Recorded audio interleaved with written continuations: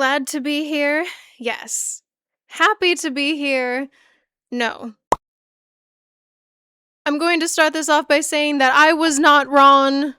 I am never wrong. In fact, none of us are wrong, as I just proved in my almost 2.5 hour long video, which thank you, by the way, for the overwhelming support. I did not expect that. I honestly expected to only get like 2 views, and one of those would have been my mother. So thank you. I'm so glad that you all enjoy listening to me yap for hours about queer boys, because I also enjoy yapping about queer boys. Anyway, this video might have a very different tone compared to the other one. The portion where I also do the byler rewrite, I might look a little bit different because this video has taken me a really long time to script out and plan and figure out how it's all going to go, because I have a lot of thoughts, and the opinion on the internet has constantly been changing, especially with conformity gate going on, which I'm filming this on the 6th, so honestly, you may not even see this video if conformity gate is actually real, and we do get another episode tomorrow. But the main reason why the tone of this one is likely going to be a little all over the place is because we were unfortunately queer-baited. That is why it says, what the f was that? Because yes, what the f was that? Honestly, I am a firm believer, just like the byler lawyer, that byler was planned. It was set up. It was prepared up until volume 1 of season 5, but something happened that made them shift and decide to completely chuck it out the window. And I'm going to be very honest with you in saying that I used to idolize the Duffer brothers as a fellow creator. But after witnessing Volume 2 and the way that they handled the finale, I have lost most, if not all, of my respect for them. I don't want to talk about it. And I am sure that you have seen dozens of other people talking about this on the internet right now, but some of you were asking for my thoughts and my opinions, and I like to talk, so I figured I might as well share my perspective on things, as well as some potential rewrites as an author, and how, honestly, it would have been very, very easy for them to make byler canon if they were willing to go through with it. So we have a lot to get through today. Technically tonight. I'm filming this at night. But the first topic that we are going to address is the fact of media illiteracy. So I first want to say that if you liked Volume 2 and if you liked the finale, that is totally fine, okay? I am not here to yak your yum or tell you what you can and cannot like. What I am telling you from my perspective, from a fellow storyteller's perspective, who has been trained and studied and analyzed dozens of different narratives and narrative structures over the years, is that from a storytelling standpoint, this finale was not only terribly written, but there are also a lot of very not good messages and themes that are left by the end of it. What they market as a show for outcasts is that breaks up not only the potential of a budding relationship, but also the friendship between two of our main characters that we have seen grow and develop throughout the seasons. It goes without saying that just as a society in general, our level of media literacy is at an all-time low, because this is not a good finale, and I know a lot of people do like it, and like I said, that is totally fine if you do, but I think it is also in part because of nostalgia and the psychological connection of this finale to the rest of the show that we loved and respected and appreciated. Because this is the opposite of a good finale, okay? I shouldn't even need to tell you this, but if you have to say I guess in an interview answering questions about your own show, my dude, you guess? You wrote the show. You should not be guessing. And yet the story was very simple. The ending was very simple. It was very, very safe. And that is likely part of why the general audience loves it so much. It's the same reason why people love Frida McFadden and Colleen Hoover. They write in very simple sentences. It is easy to consume, easy to digest. No more questions. Except I do have questions. So first of all, too many characters, okay? Too many characters, There are too many people, and a big criticism that a lot of people have been having about the show, especially since I think around season 3, is that the show's core 4, so that's Mike, Will, Lucas, Dustin, an overall lack of character development, especially when it comes to Mike Wheeler, who I had high hopes for in the buildup of Volume 1, but who has essentially turned into an emotionless cardboard cutout in Volume 2 and subsequently in the finale, partially because he has just been sidelined so much, even though him and Will were arguably one of the main characters. And a big reason for this, as I just said, is that there are too many characters.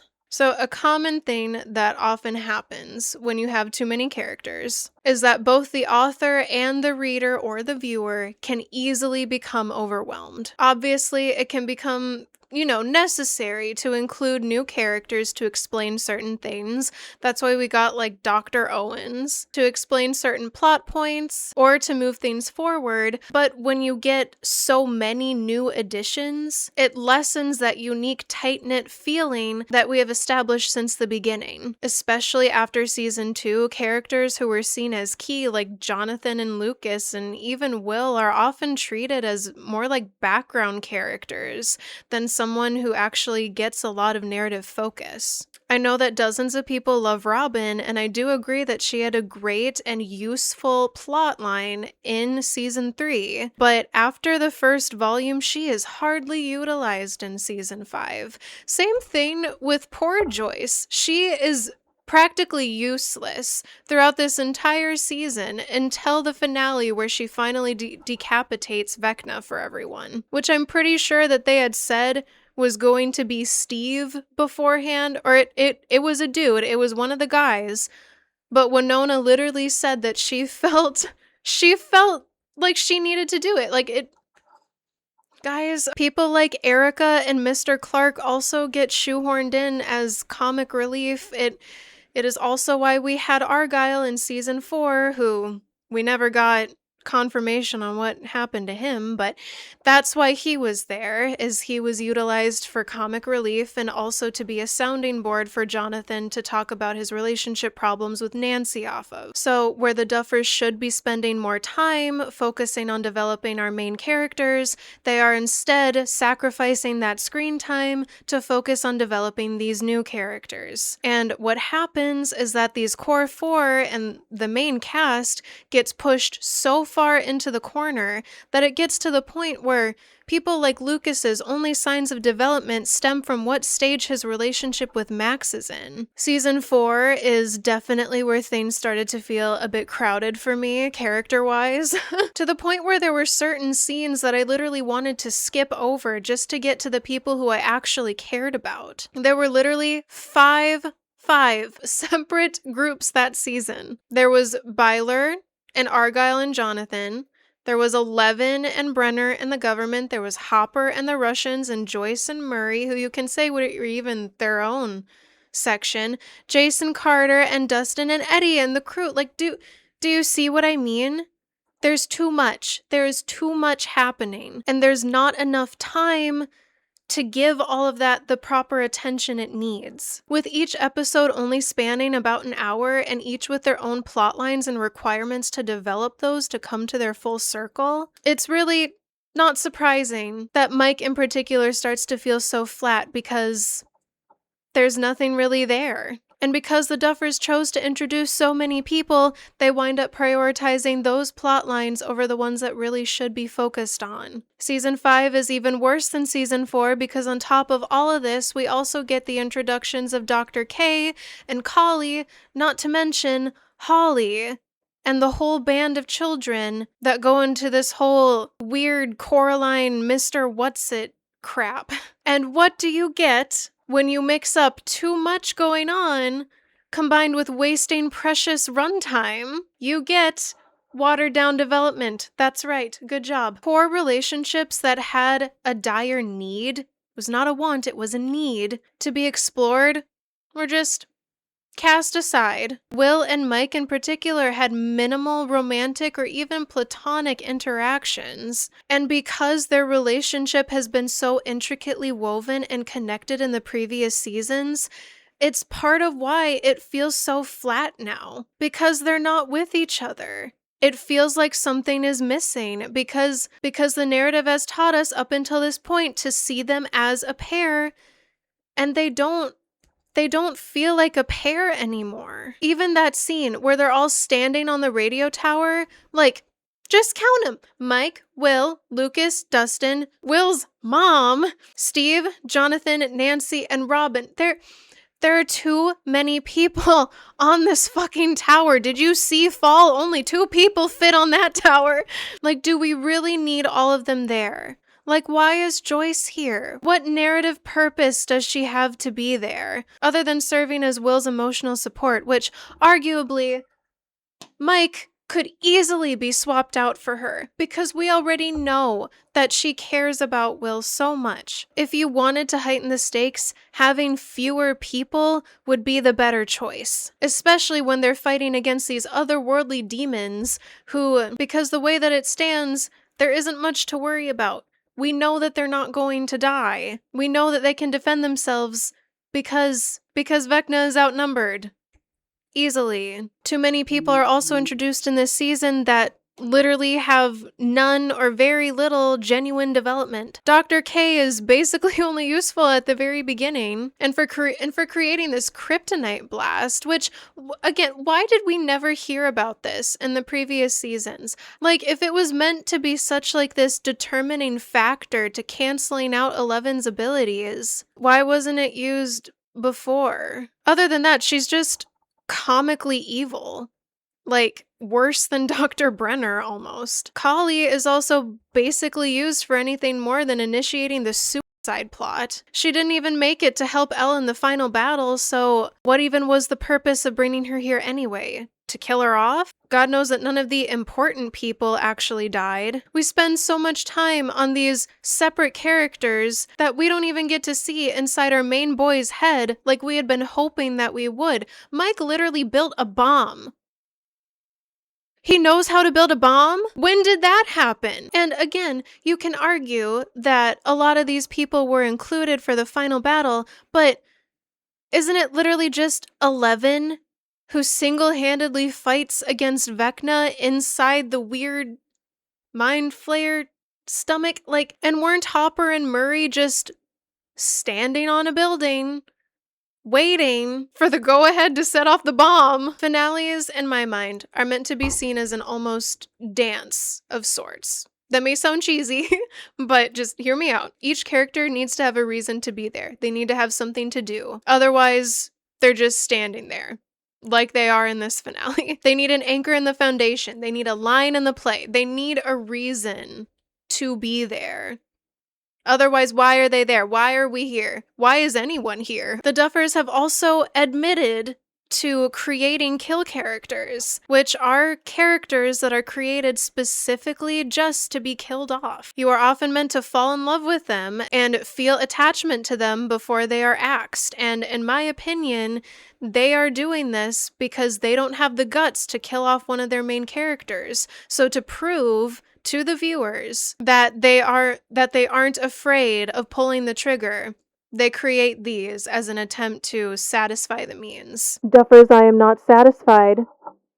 Two of the most blatant examples of this are Bob Newby from Season 2 and Eddie Munson from Season 4. Alexi was also an example of this, and while it is a very common trope to do, the fact that it happens multiple times gives me hesitance, because it not only happened in Season 2, happened in Season 3, and in Season 4. And when you sit down and think about it, what purpose did these deaths serve? Was it to heighten the stakes? Was there no other way that the narrative could have progressed and moved forward without their death? The problem that I have with this is it tells me that the Duffers as writers have a fear of commitment. It tells me that the Duffers as writers tend to prioritize shock value, because the fact that they also admitted to it, like, it's a very manipulative thing to do.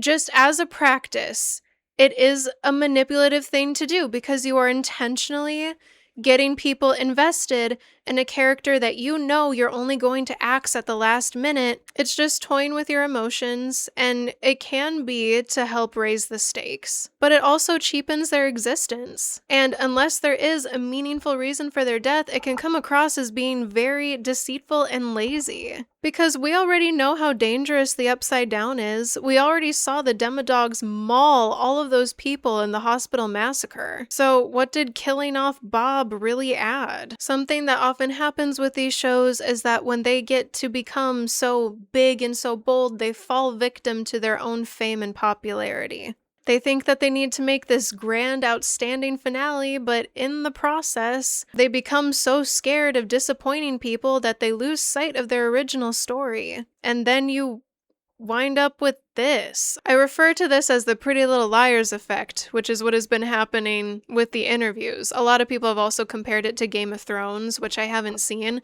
but I've seen Pretty Little Liars, where Marlene had to literally do dozens of interviews explaining the plot holes and the issues that people had with the finale, and the Duffers are now having to do the same thing. They literally had to confirm that the unproposal between Jonathan and Nancy was a breakup because it did not seem like a breakup. And that right there is a sign that something is really wrong with your writing if you have to clarify it in an interview.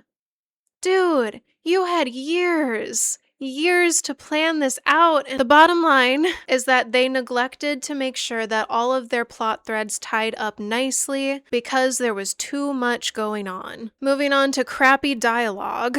Admittedly, in film, you do have to put a lot of narrative weight on your dialogue because that is essentially what most of it is. Apart from visual storytelling, you don't really get the descriptions that you have in fiction to move the plot forward. But this also means that you have to work twice as hard to make your dialogue sound natural while also still working to progress the plot and explain what's going on. That's why a lot of people have been making memes about the way that all the characters speak in season 5, where they hold up like a little toy figurine and they're like, this is 11. Stranger Things did do a pretty good job with their dialogue up until this point. Like, especially in season 2 with Will's possession, when he's trying to explain to Joyce what's going on, that was top tier dialogue. I really liked that. And I'm not really sure what happened. I think I heard Alex Myers actually. He talked about it in one of his videos, but it was like, I think he called it like the second screen effect, where essentially a lot of shows now are being told to write the show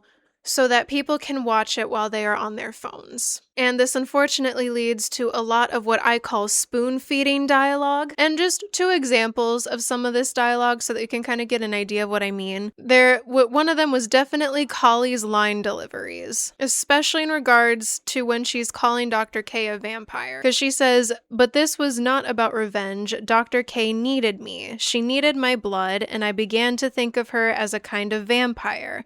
All I knew was I needed to get out, and the only way out was death." Again, reinforcing the idea that the Duffers put emphasis on shock value, which is not always a good thing. And the issue that I have with this is, like I said, it's spoon feeding. It's very passive revealing. It is literally telling you what is already being shown. We don't get to see. We are instead just speed running plot explanations, which are often given to us visually through montages so that we don't have to spend too much time on it, but so that we can get some form of answer for that plot line. But that's why it's called spoon feeding, because the writers literally do not trust you enough to piece it together on your own, so they are spoon feeding you the information like a little baby. And for me personally, the line about her thinking of Dr. K as a vampire is just kind of weird, I guess. It just kind of felt out of place, like it was added last minute just as another way to tell us, like, Dr. K is a bad person. We don't like her. You can't sit with us. Dude, we already know that. The other one was when Will was trying to break through to Vecna, or Henry in the finale, when he says, "It was never you. That's why the Mind Flayer didn't want you in the cave. It didn't want you to remember. You were just a kid. A kid, and it used you like it used me. You're just like me, Henry, a vessel, but you can resist it, help us fight it." And I know to some that may seem like totally fine dialogue, but again, to me, it is literally just reinforcing what we already know, what we are already being shown. We literally just saw the rock thing that looks like Vecna dissolve into Henry's hand. We are already being shown why Henry didn't want to come into the cave, and I guess why the Mind Flayer didn't want him in there. We don't need to have it restated to us. One of the biggest issues with spoon feeding is that it not only takes people like me out of the story, it snaps that thread of immersion. I literally can't get into the story because I'm so caught off guard by how cheesy and on the nose the dialogue is. But it also makes you as the viewer feel like the author does not trust you to piece this information together by yourself. We get such intense, clarifying moments on things that are very easy to parse together yourself, and yet we don't get clarification on things that actually do matter, such as like why there are 12 kids, or what vision Vecna showed Will. Which is another big gripe that I have, is that this distrust in us is so bad that we don't even get to see the vision that Vecna showed Will. Which was so bad that it was enough to make him come out to a room full of people. It is not that hard to spare a few snippets of time just to show us what was being shown. Because without being shown that, it makes it very hard for me to justify the means. I find it hard to justify Will's actions because I did not see what he saw. He tells Joyce that Vecna showed him something that was truly terrible. But what was it? What was it that was bad enough that made him so afraid that he had to do one of the things that he is most scared to do in front of a room full of people? We will get to that, but still. Next up is the acting quality. Now, I just want to say that I do genuinely think that all of the actors are good actors and that they are great at what they do, but it is very hard to give good delivery when the writing is so bad, especially when the writing makes it to the point where the characters become literal caricatures of themselves rather than actual people. Such as with Hopper basically being dumbed down to just being an overprotective father figure for Elle, or Nancy becoming the goody two-shoes who now somehow has perfect aim with a shotgun. Even Steve seemed incredibly out of character with the way that he ranted about Eddie's death. It just felt really out of left field, especially because he knew what happened and he knew how close Dustin was with Eddie, even if he was jealous about it. But with dialogue that is written so poorly, it is almost impossible to convey it in a way that feels natural. Part of this issue is also because there's so much happening, the dialogue is 90% exposition anyway. I could go down all of them individually, but for the sake of time, I mainly just want to focus on Jamie, Noah, and Millie's performances. So for Jamie, I honestly found his performance as Henry a hell of a lot scarier than I found his performance as Vecna, partially because we were able to get so much out of his facial expressions and the pure fury and the fear behind his eyes. We get none of that with like the weird vine monster guy. His lines are also very frequently just the whole villain monologue stuff, which just aren't scary. And half the time we don't even get to see the visions that he shows people. We get told what was shown to Nancy, but we never got to see that. With Millie, I won't spend a whole lot of time on her, but I did always feel like Eleven's acting was very empty and also almost emotionless, which is again likely due to her dialogue or her lack of dialogue. But in this season especially, I feel like she barely emotes. I think someone actually referred to her as handsome Squidward. But she just has this one face, literally up until her death scene when we almost see like a kind of like a peaceful smile. But beyond that, all we get is just determined 11, I guess. She doesn't even really feel like a main character anymore at this rate because all that she's here for is to fight. I guess that's all she's good for is fighting. I feel like I don't even know what Millie's true acting abilities are like just from this performance. Now with Noah, contrary to what a lot of people have been saying, I do think that he is a genuinely phenomenal actor, especially whenever he is with Finn. when the two of them are together, their scenes glow. Like they have such good chemistry, but it is, again, mainly due to the dialogue that has been contributing to some of the almost cringy line deliveries that he's had to give. Because a majority of what he's being forced to say is exposition. Because it's so hard to say something like, "That's why I have powers," without it sounding bad. But in moments like the field scene, we are able to see that when he's given good lines, Noah's able to put on an incredible performance. He is also just such a pretty crier. Like, why does he get to look so pretty and I look like a sweaty tomato? Next up, I'm going to be doing a slightly brief analysis of each of the ships and where they end up. Obviously, the main two that I'm going to be spending the most time on are going to be Maleven and Byler. So starting off with Robin and Vicky.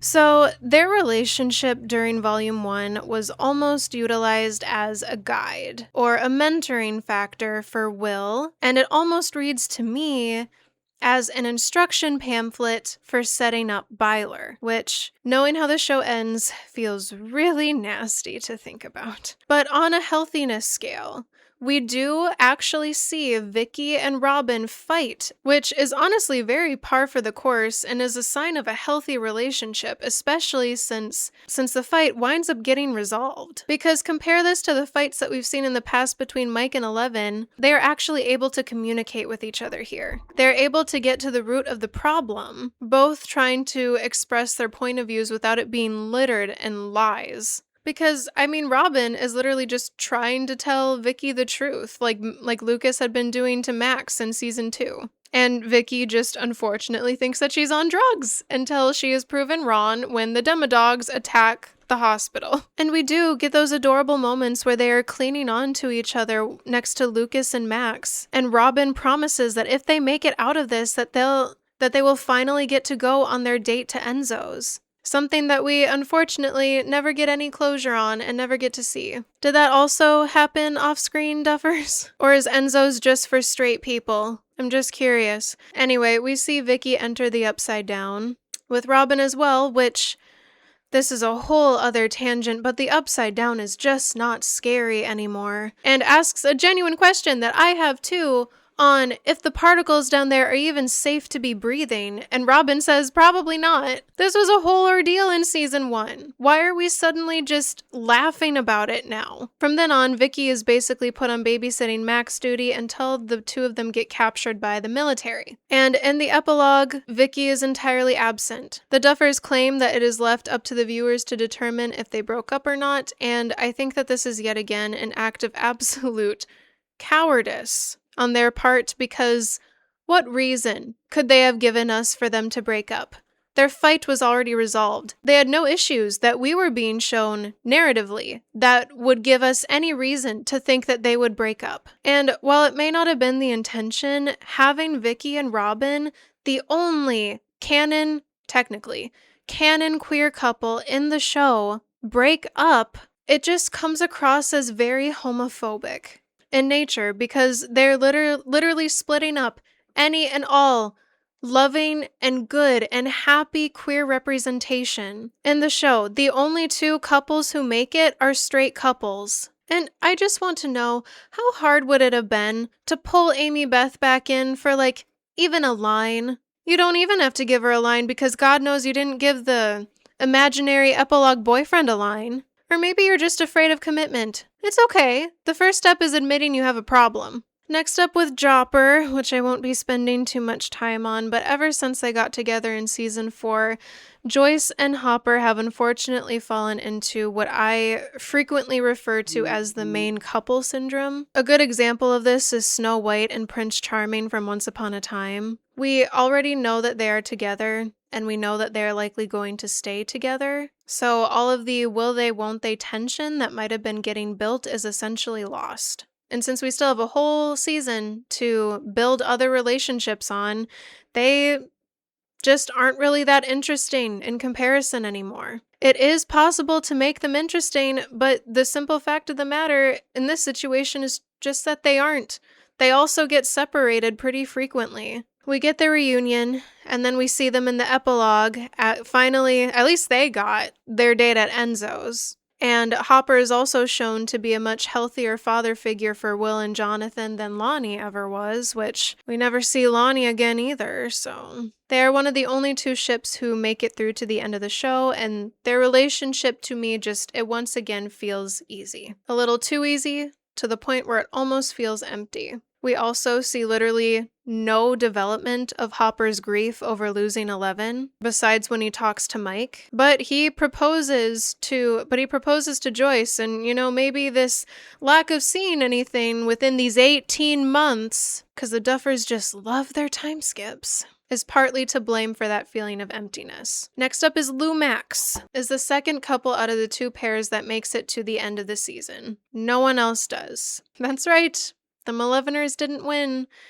Neither did the Bylers, or the Janancy stans, or the Rovicki stans. That was at risk of falling into the main couple syndrome, but something that managed to keep that intrigue alive was the fact that Max was in a coma for so long. Which again, is reinforcing that Lucas's main developments only ever center around his relationship with Max, besides in season 4 where he had the micro plot of him becoming a jock. We are shown the extent to which Lucas loves Max by the way that he stays by her bedside constantly when he can, always holding her hand and repeatedly playing Kate Bush on a loop, praying that it'll get her to wake up. And it almost is, but the track stops at literally the worst possible moment. And I really did enjoy the hospital scene where they had Lucas carrying Max throughout in an attempt to save her from the demo dogs. I think they did a great job on that front. And especially the point where he is literally about to cry when Robin tells him to turn off the radio. It is in this hospital scene as well that Max finally wakes up, and Lucas is incredibly tender with her in that scene. And to be honest with you, I think I am going to attribute at least some of this to Sadie and Caleb's chemistry, because similar to Finn and Noah, they also have really good chemistry together. I am keeping the Duffers on a very tight leash, okay? We then also get this line from Max where she essentially tells Lucas that, "I didn't need the music, I just needed you," which is so funny how the straight couple can get this, and yet when it comes to Will's arc, which we have been shown time and time again that one of the main things that has helped him break out of his possessions has been the touch of Mike or Mike's voice. But no, for him, it's just self-acceptance. Okay, this line would have been perfect foreshadowing for a Will possession arc, where Mike would have been the only thing that could have broken through to him. Moving on, the couple is again basically sidelined as once their time in the spotlight is over, it's get the out time. As we move forward with the rest of the plot, and while Lucas runs off to fight in the battle after getting kicked out of the mindscape, Max is basically pretty much just chilling in a wheelchair for the rest of the show, I guess. We don't really get much more focus on them until the epilogue, where we see that they are still very much together and Max is moving around totally like normal, which I have so many gripes with because she legit was the only survivor of getting Vecna'd, and physically she's totally fine. She has no lingering effects. So many fanfics featured her going blind because her eyes were glossed over when she fell in season 4. Her body literally snapped, but she's just fine. It's yet again of the Duffers taking the easy way out. They have said that they already put her through enough trauma, but the thing is when you swing, you need to follow through. Yeah, you put her through a lot already, but you're also the one who put her in this situation in the first place. You need the consequences, otherwise the narrative is going to suffer. In the epilogue through Mike's stories, we get to see them potentially finally going on the movie date that they had discussed in season 4, and it is clear that they are very much in love, and while I am very happy that they are together, it is very difficult to feel satisfied and fully happy knowing the way that the Duffers handled these next two ships. So, Maleven, do you really want me to talk about them? So I'm going to pick up their analysis, like the rest of them, from where I left off after Sorcerer. So Mike and 11 are yet again separated, as they have been time and time again, for a majority of Volume 2 in the finale, which, Duffers, knock knock, hey dumbass. If you want your relationship to be endgame,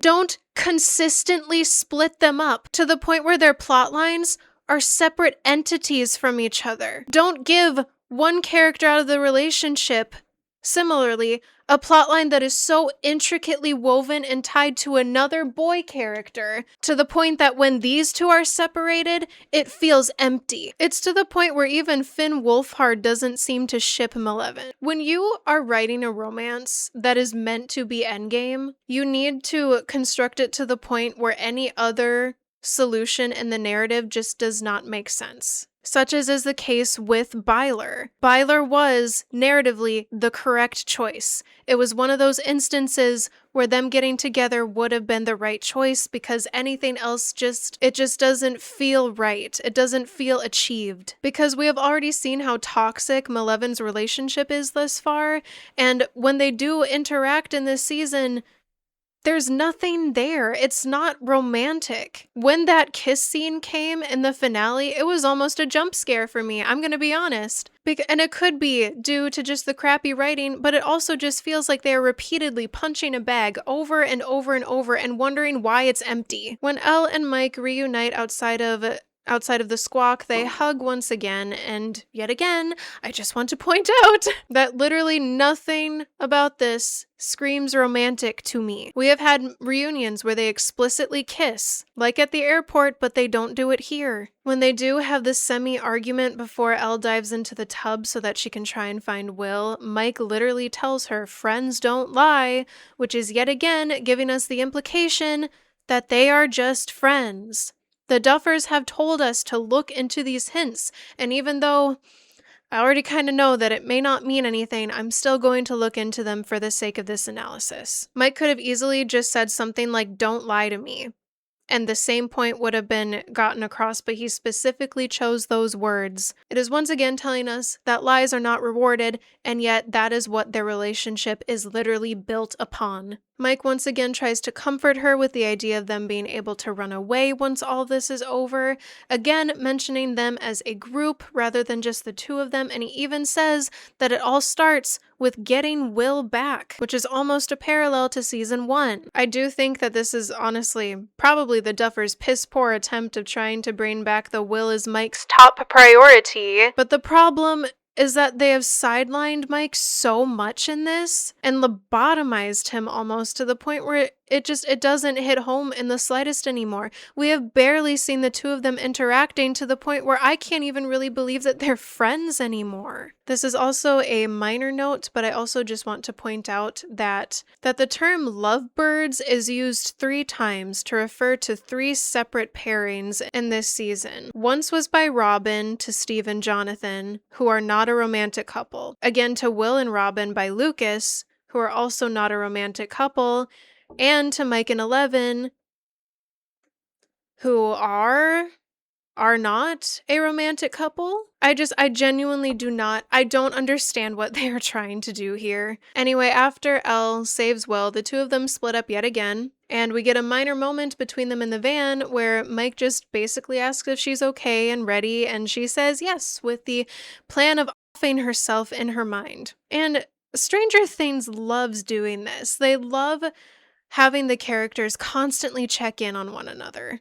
And honestly, it's getting to the point where it's like, you are short on runtime. Can we not sacrifice this moment for literally anything else that is of a little more narrative weight here? Speed running through the fight, we get to the moment where, in the wake of Collie's death, Elle decides to sacrifice herself. And this is where things get messy. The kryptonite blasters are going. Okay, which means that Elle should not be able to use her abilities. The Duffers even said this in an interview themselves, but it was along the lines of them confirming that when Elle pulls Mike into the void, it is likely all in his head, because there was no way that she would have been able to use her powers with the kryptonite blasters going. Which means that if we follow that logic, then perhaps my theory about them having been broken up this entire time was potentially correct. This is one of the problems with making it so open-ended. Like, you can do open endings. I'm not saying that you can't, but when literally every single plot and almost every single relationship is open-ended, It doesn't feel finished, not in the slightest. They're also trying to mitigate the amount of hate that they knew that they were going to receive. But the thing is that they made it so confusing that people are hating on it either way. Because the Duffers couldn't even confirm the validity of a goodbye scene. As Mike starts fighting against the military men and once people start to realize what's actually happening, Elle pulls him into the void and he runs to her, immediately pleading for her to not do this. Or something, I will fight back. We always do. I need you to talk to the others. No. I need you to thank them for me. Elle pretty much begs him to make their friends understand why she had to do this, essentially implying that there was no other way. She tells him that he always saw her for who she really was, but no, he didn't. We've seen this time and time again, that it is one of their core relationship problems that they don't understand each other. Mike viewed her as a superhero, which is the one thing that she was trying to separate herself from, her powers, being a lab rat. She didn't want to just be seen as the Hawkins lab girl, and yet time and time again, that's all that she was. Even now, being called in to fight over and over again because who else will? Some people were also saying that the words that she was saying to Mike here were paralleling the words that Will said to Mike in the van scene, which, if we are following the theory that this is all happening in his head, that just makes it even worse. Because it is just yet again reinforcing that Mike's feelings for 11 are not really his feelings for 11, but they are his feelings for Will that have 11's name taped on it. This whole scene honestly felt like such gaslighting. Duffers, you can try all you want, but I'm gonna pour the gasoline right back on you. They hug and then they kiss, and the song Purple Rain starts to play. Guys, remember when I was legit begging for just one byler kiss, just one, just something to compensate for forcing me to sit through them 11 makeouts in season 3? Just, Duffers, I hope your pillow is warm on both sides tonight and every night for the rest of your lives. I will say, though, that for a death scene, they did do a pretty good job of it. I did enjoy the slow-mo and the bomb and Elle standing there. But however, as this is happening, rather than getting a proper montage, we are instead shown memories of her time with Mike, which is once again reinforcing this really gross idea that the Duffers keep pushing, that Elle is nothing more than Mike's girlfriend, that she is this E.T. character. We don't get any moments between Elle and Hop, or her and Max, or her growing up and having a life and having a family in California. No, it's just her and Mike, and then the bomb goes off and Elle is killed. The teenage abuse victim herself in order to save her friends and to prevent the experiments from continuing. Are you happy? Oh my god, guys, wasn't that such a great ending? You know, like when Will got his powers and then the series just ended there? I know, me too. In the epilogue, am I the only one who finds it really weird how quickly everyone gets over 11? Yes, the party does cry by the end of the show, but Mike is legit clinging onto her memory the way you cling to a cactus. Will was literally her stepbrother. Max was her best friend, and Hopper was her dad. I know that it's been a year and a half, but a girl that they spent so much of their time with, it is just yet again showing that the Duffers really do suck when it comes to trauma writing, and that shock value was absolutely at least a factor when considering 11's death. I will also mention it more in the byler section, but Mike essentially almost misses his graduation because he is so hung up on 11 to the point that Hopper has to meet him at the memorial site to talk to him about moving on. And then during the final scene with the party playing D&D, he essentially brings up this idea that the Duffers are trying to press that 11 is not actually dead, that Kali had somehow survived long enough to assist 11 in creating an illusion, which, how would she even know when to start the illusion? And that what we saw blow up was the fake 11, while the real 11 made an escape and is now off in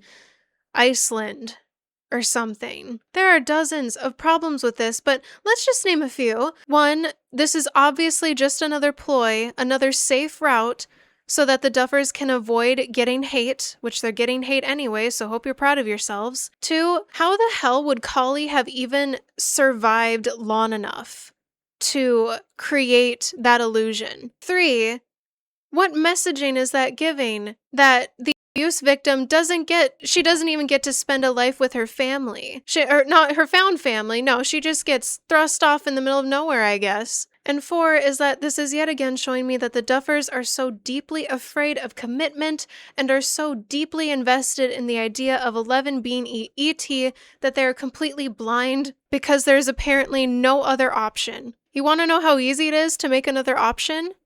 Take her powers away.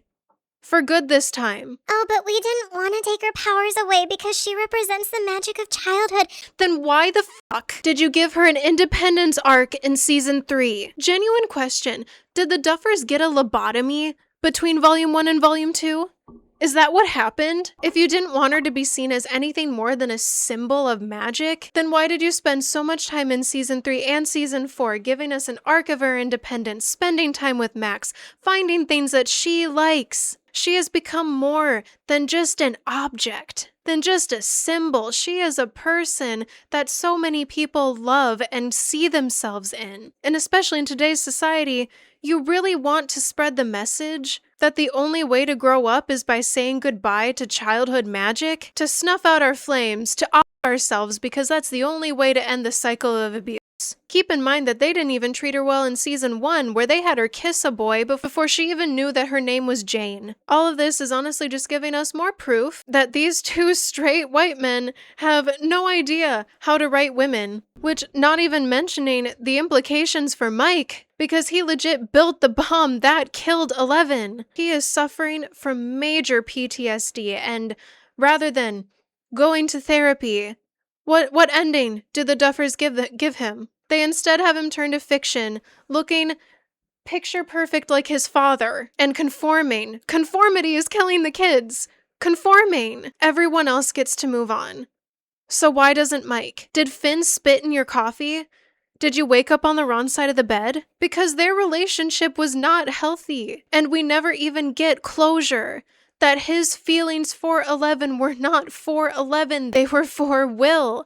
Based off of the subtext, based off of what I have seen, he does love 11, but not in that way. And now we are on to Byler. I want to start off by saying that because it is so open-ended, this season is pretty much a fest of interpretations, and that is one of the main problems with endings that are so open and not well thought through. But I am telling you that this is what I see based off of the analysis that I have made and the clues that have been shown to me. So we pick up right where we left off with Mike legit running to Will after he has just murdered 3 Demogorgons, effectively saving Mike's life, and Mike immediately hugs him, beaming, and an almost lovesick Will, he looks lovesick, whispers his name, hugging him back.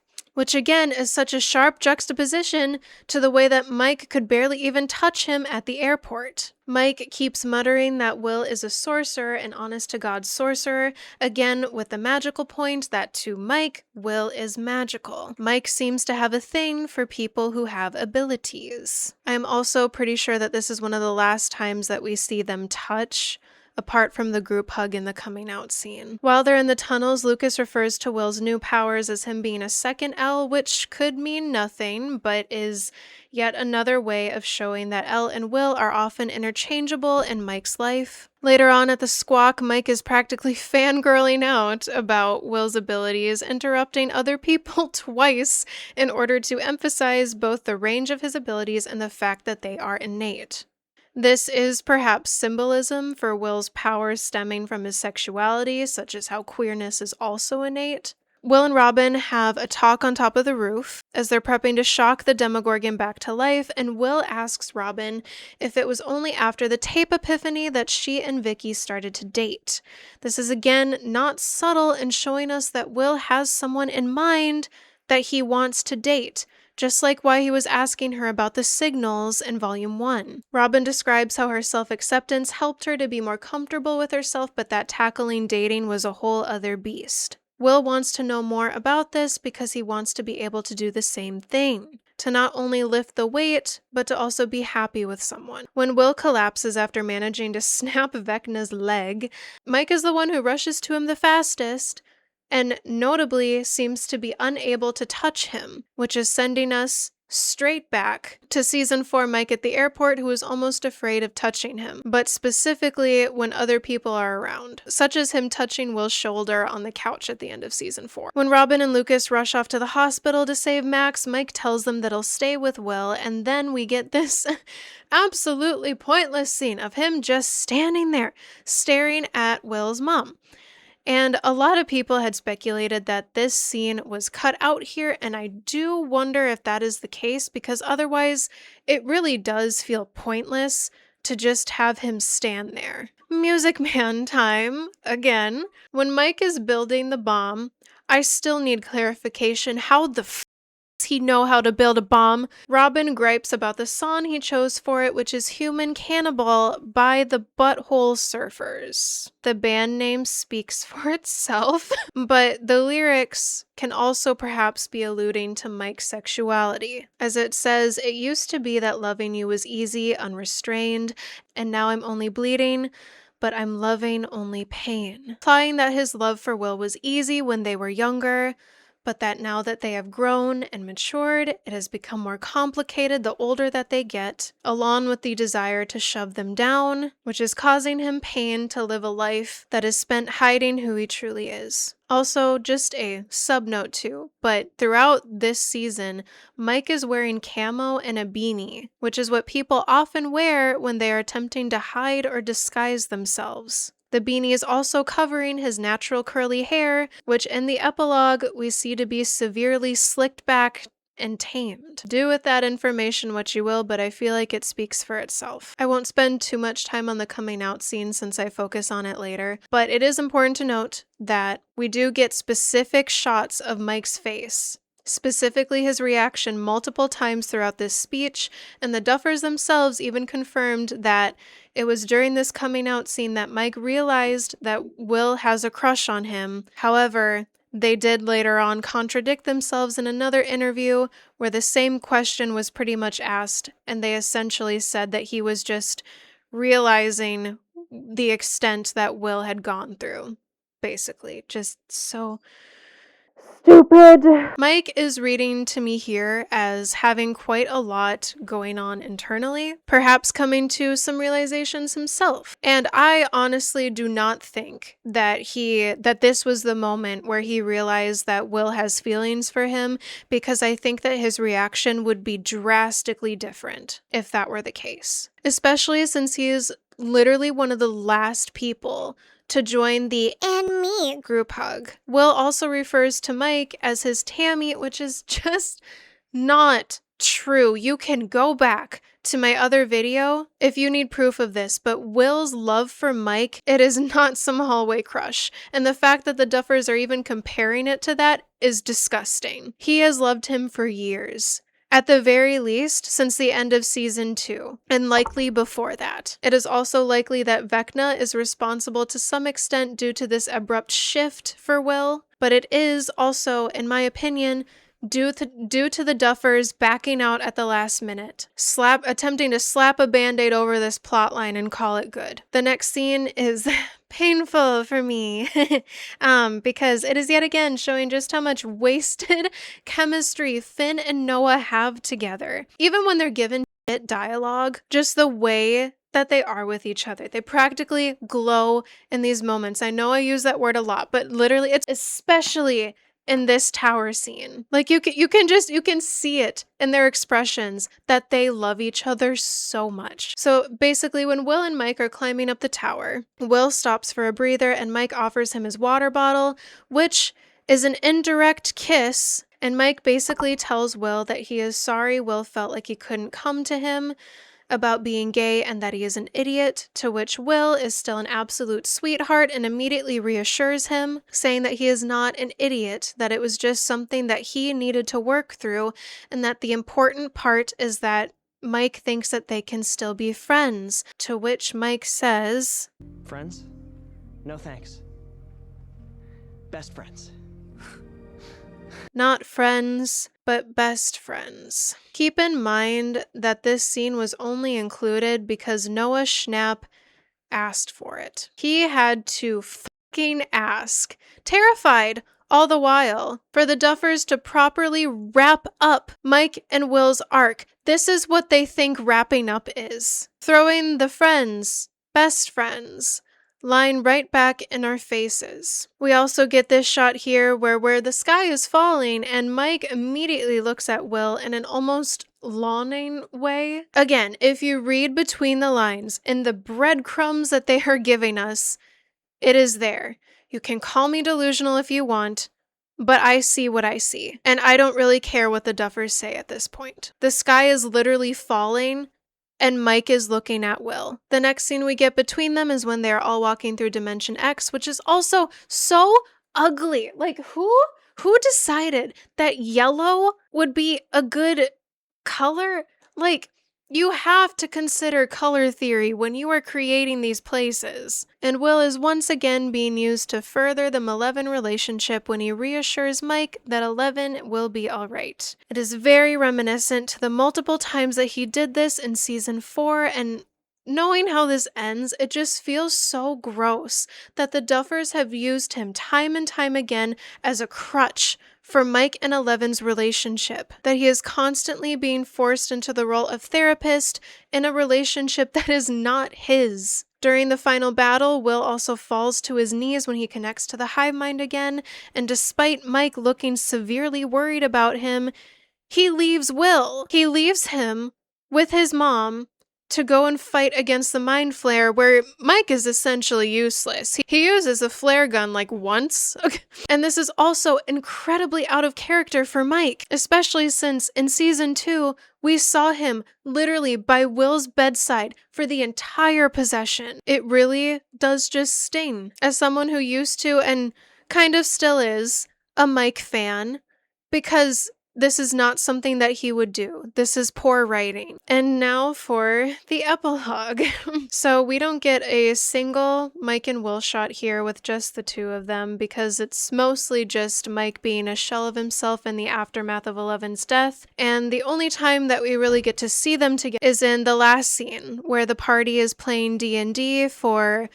It's kind of alluded that this might be one of the last times in Mike's basement, as he is the dungeon master again. And this is a parallel to the start of the show, where it's Will's turn to fight against the monster, and just when they think all hope is lost, they summon the mage, who is evidently meant to be symbolic of Eleven. I also just want to note that look at the way that they are looking at each other. Look! Just look, please! Like, oh my god. Mike almost does a lip bite in the actual scene, but the way that they are looking at each other, when has Mike ever looked at anyone else like that before? And what about Will's expression here is saying that he's completely moved on from Mike? Like, does this give you moving on? Does this give you... He's just my Tammy. Does that give you that? Like, those who know, you know. After explaining Eleven's theoretical survival, Mike then delves into these imagined, that is the key word here, these imagined prophecies for what each of the party members' future is going to look like. And what I find most disgusting of all is Will's ending, if you can even call it that, because this is a hypothetical epilogue boyfriend. The Duffers couldn't even man up enough to make it concrete, which I am, admittedly, an epilogue boyfriend hater. Nothing against the actors, nothing against Carlton or whatever the hell your name is, but an epilogue boyfriend would never be the right answer. It would always be too easy. It would always just be Will settling, because this boyfriend would know nothing about what Will has been through. He wouldn't know how to handle him at his worst. He wouldn't know what to do when he had nightmares in the middle of the night. And not to mention that Will's entire ending is dumbed down to his sexuality. We literally just see him at a bar when art was literally integral to his character. It was what helped him to communicate so many times with other people. Mike literally had a binder of his artwork. Art was his way of communicating, and now it's just nothing. He just maybe gets a boyfriend in the future. A boyfriend who isn't Mike, because God forbid, What a great message to send to our youth Duffers, who already live in a country that tries to suppress those who are different. Anyway, a tearful Will is the only one who winds up asking about the tale of the storyteller. And Mike says that he will continue writing stories, but that there is one tale he cannot tell. The story of the mage. And it cuts right to Will, which is telling me, as an author, that what he really means is that he can never tell the story of his true love. Mike stares at Will for a moment before recovering and stuttering in his very Mike-like fashion that he can't tell the real story. The group then goes around with their I believes, and each individually slides their D&D manual onto the shelf, and as Will makes his way up the stairs crying, Mike slowly approaches, and we get the lingering shot of Mike looking at Will's binder. It's his. It is in the frame. And he starts to break down, crying as he slides his binder next to Will's, looking like fucking Ted Wheeler, like the shell of who he used to be.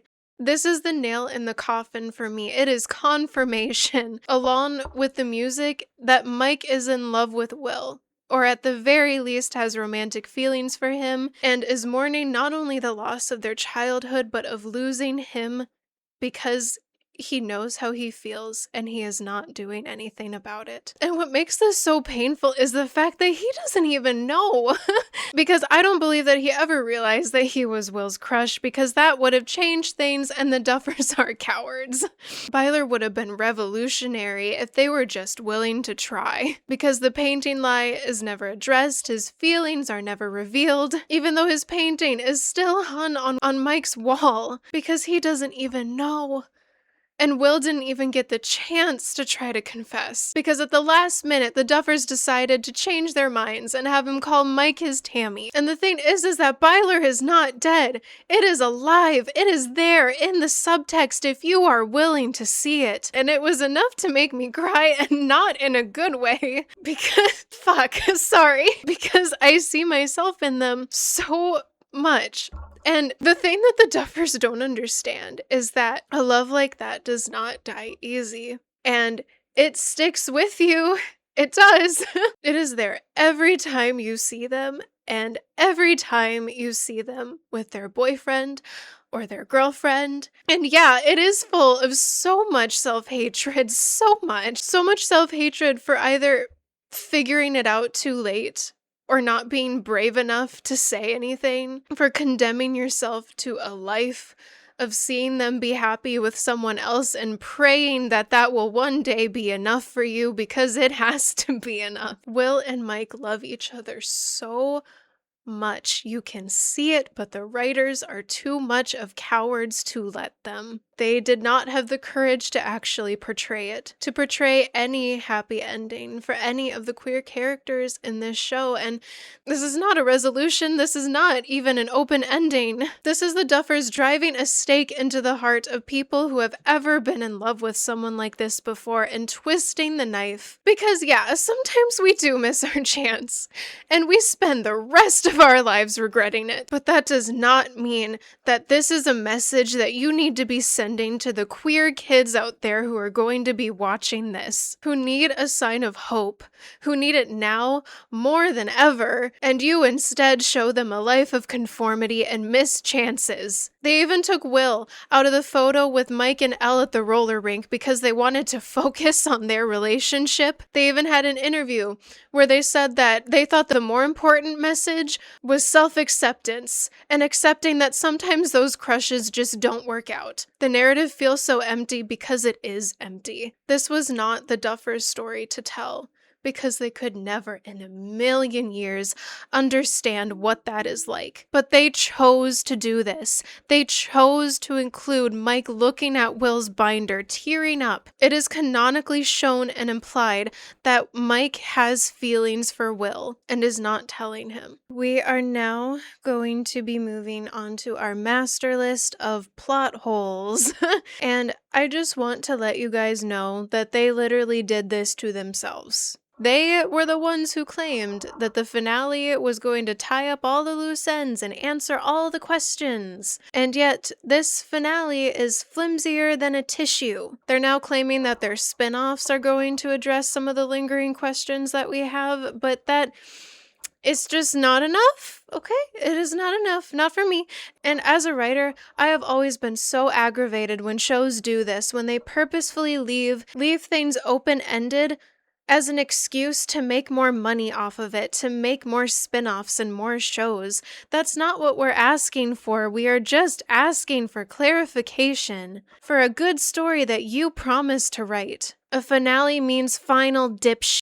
It's writing 101. You should be treating your finales as though you don't have another chance to explain. And the thing about sci-fi is that there are some things that you don't necessarily have to explain. It's the beauty of fiction sometimes that there are certain things that can be left open-ended, but the problem here is that the Duffers chose to explain certain things, and now it just feels like they're making shit up as they go, as though even themselves are not sure what the answer is because they didn't think that far into it. And because they've already explained certain things, people are left with even more questions, so they needed to come up with answers for that too, and so on. This list is obviously not going to be everything because there are legit dozens more of them across Twitter and across Tumblr, but I will just list off the ones that I was able to come up with, combined with some that I have seen around the net as well that I also agree with are a plot hole. For the sake of this too, we are also going to be using the whiteboard. I know, it's not just an image board,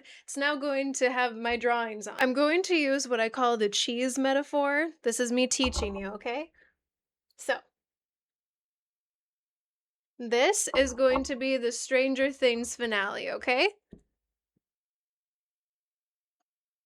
And this is a genuinely good, well thought out finale, okay? Both of them are slices of cheese. And whenever you have a burger, obviously every bite that you take, you want to have some cheese on it, right? In every show that you watch, in every episode, you want things to be answered. Every question that you have needs a chunk of cheese. Every question should have an answer. And for every plot hole, we are going to add one circle on the Stranger Things cheese. So the first one, what the hell was the reason behind Mike's behavior in season 4 if it was not due to internalized homophobia? He really just became an asshole for no good reason. He simply wasn't able to juggle being both a friend to Will and a boyfriend to Elle at the same time. Why do Joyce and Hopper never once make the connection that they knew Henry in high school? The Duffers gave some lame excuse about them figuring it out, like, off-screen. Literally the whole show happened off-screen, I guess. Why wasn't Max surprised to see Hopper alive? Because last that she knew, he was dead. Mike does not know that Will likes him. Romantically, obviously. Otherwise we wouldn't be here. Does Mike know? Because the Duffers did an interview where they said that he did figure it out, but then later went back on that and said that he doesn't. Completely dodging the question. Like, I have never been more done with a set of men in my entire life. What did they do to all the pregnant women? Did they just blow up in the Upside Down? Did they blow up the pregnant women? Why were people cheering at Dustin's graduation speech? I understand why the core 4 was and why maybe his family was, but did he manage to clear Eddie and the Hellfire Club's name? Because they didn't have a very good reputation, not even after Eddie died. And if so, then why didn't we get to see any of that? Where's Murray? Where's Dr. K? Where's Dr. Owens, who played a pretty significant role in the previous season? Why was Patty Newby never once mentioned, even though it was teased that she was going to be in the finale? How did Max graduate when she was in a coma for so long? What happened to the rest of the Turnbow family? Last we left them, they were tied up in a barn. Why the hell did Will say that they enjoyed biking to Melvald's for milkshakes. Because Melvald's is a convenience store, and this was never addressed.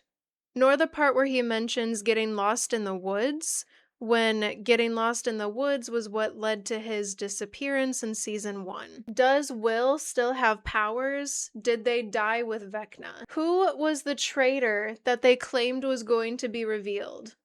Was it Collie? Where did Mr. Clark and where did Erica go after the church raid? How in the hell did the Hawkins lab get a placebo body of Will and then leave it in the quarry? Who opened the door to the Byers' house in season 1? The Duffers hint that it was likely Vecna, but then they later say that it was Vecna, but he was like using the Demogorgon's body, which then leads to the other one.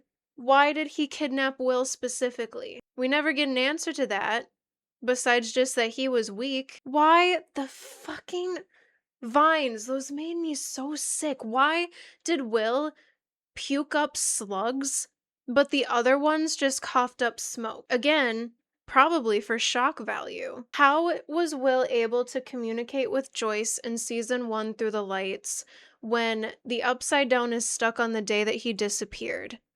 How would he know where the letters were?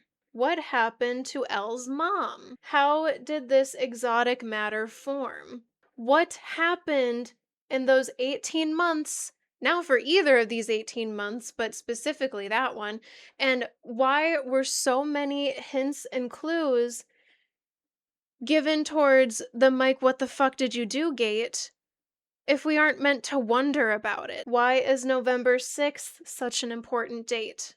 Why did Joyce get Will's age wrong? And why was Birthday Gate even teased or addressed? Why was this post never mentioned? Will's mixtape in the official merch is just never shown, I guess. Why was Nancy shown Mike dying when he was never once put in any form of peril or danger? How did Elle recognize Will in season 1 when she had never seen his face? The let's start a new party, you and me, never explained, never spoken in the actual show. What exactly did Vecna show Will that was bad enough to make him come out? Why was there a military base in the Upside Down? How did they even build it there? Why do Will and Henry share the same birthday?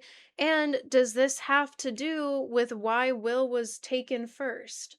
Max's letters from season 4 are never again shown or addressed. Why does Mike never find out the truth about the painting? Where is Vicky? She was never once mentioned in the epilogue. What happened to Susie? Did she and Dustin also break up off screen? This is going to be some epilogue boyfriend hate, so please skip ahead like 10 seconds if you actually liked him.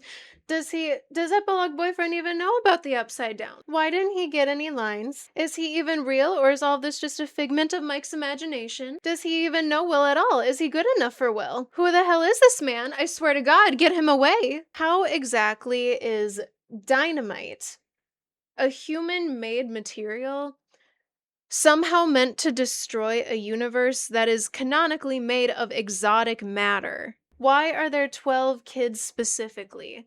Even the Duffers had said there was no reason at all. But why did Vecna even need them in the first place? And also, what is his obsession with clocks?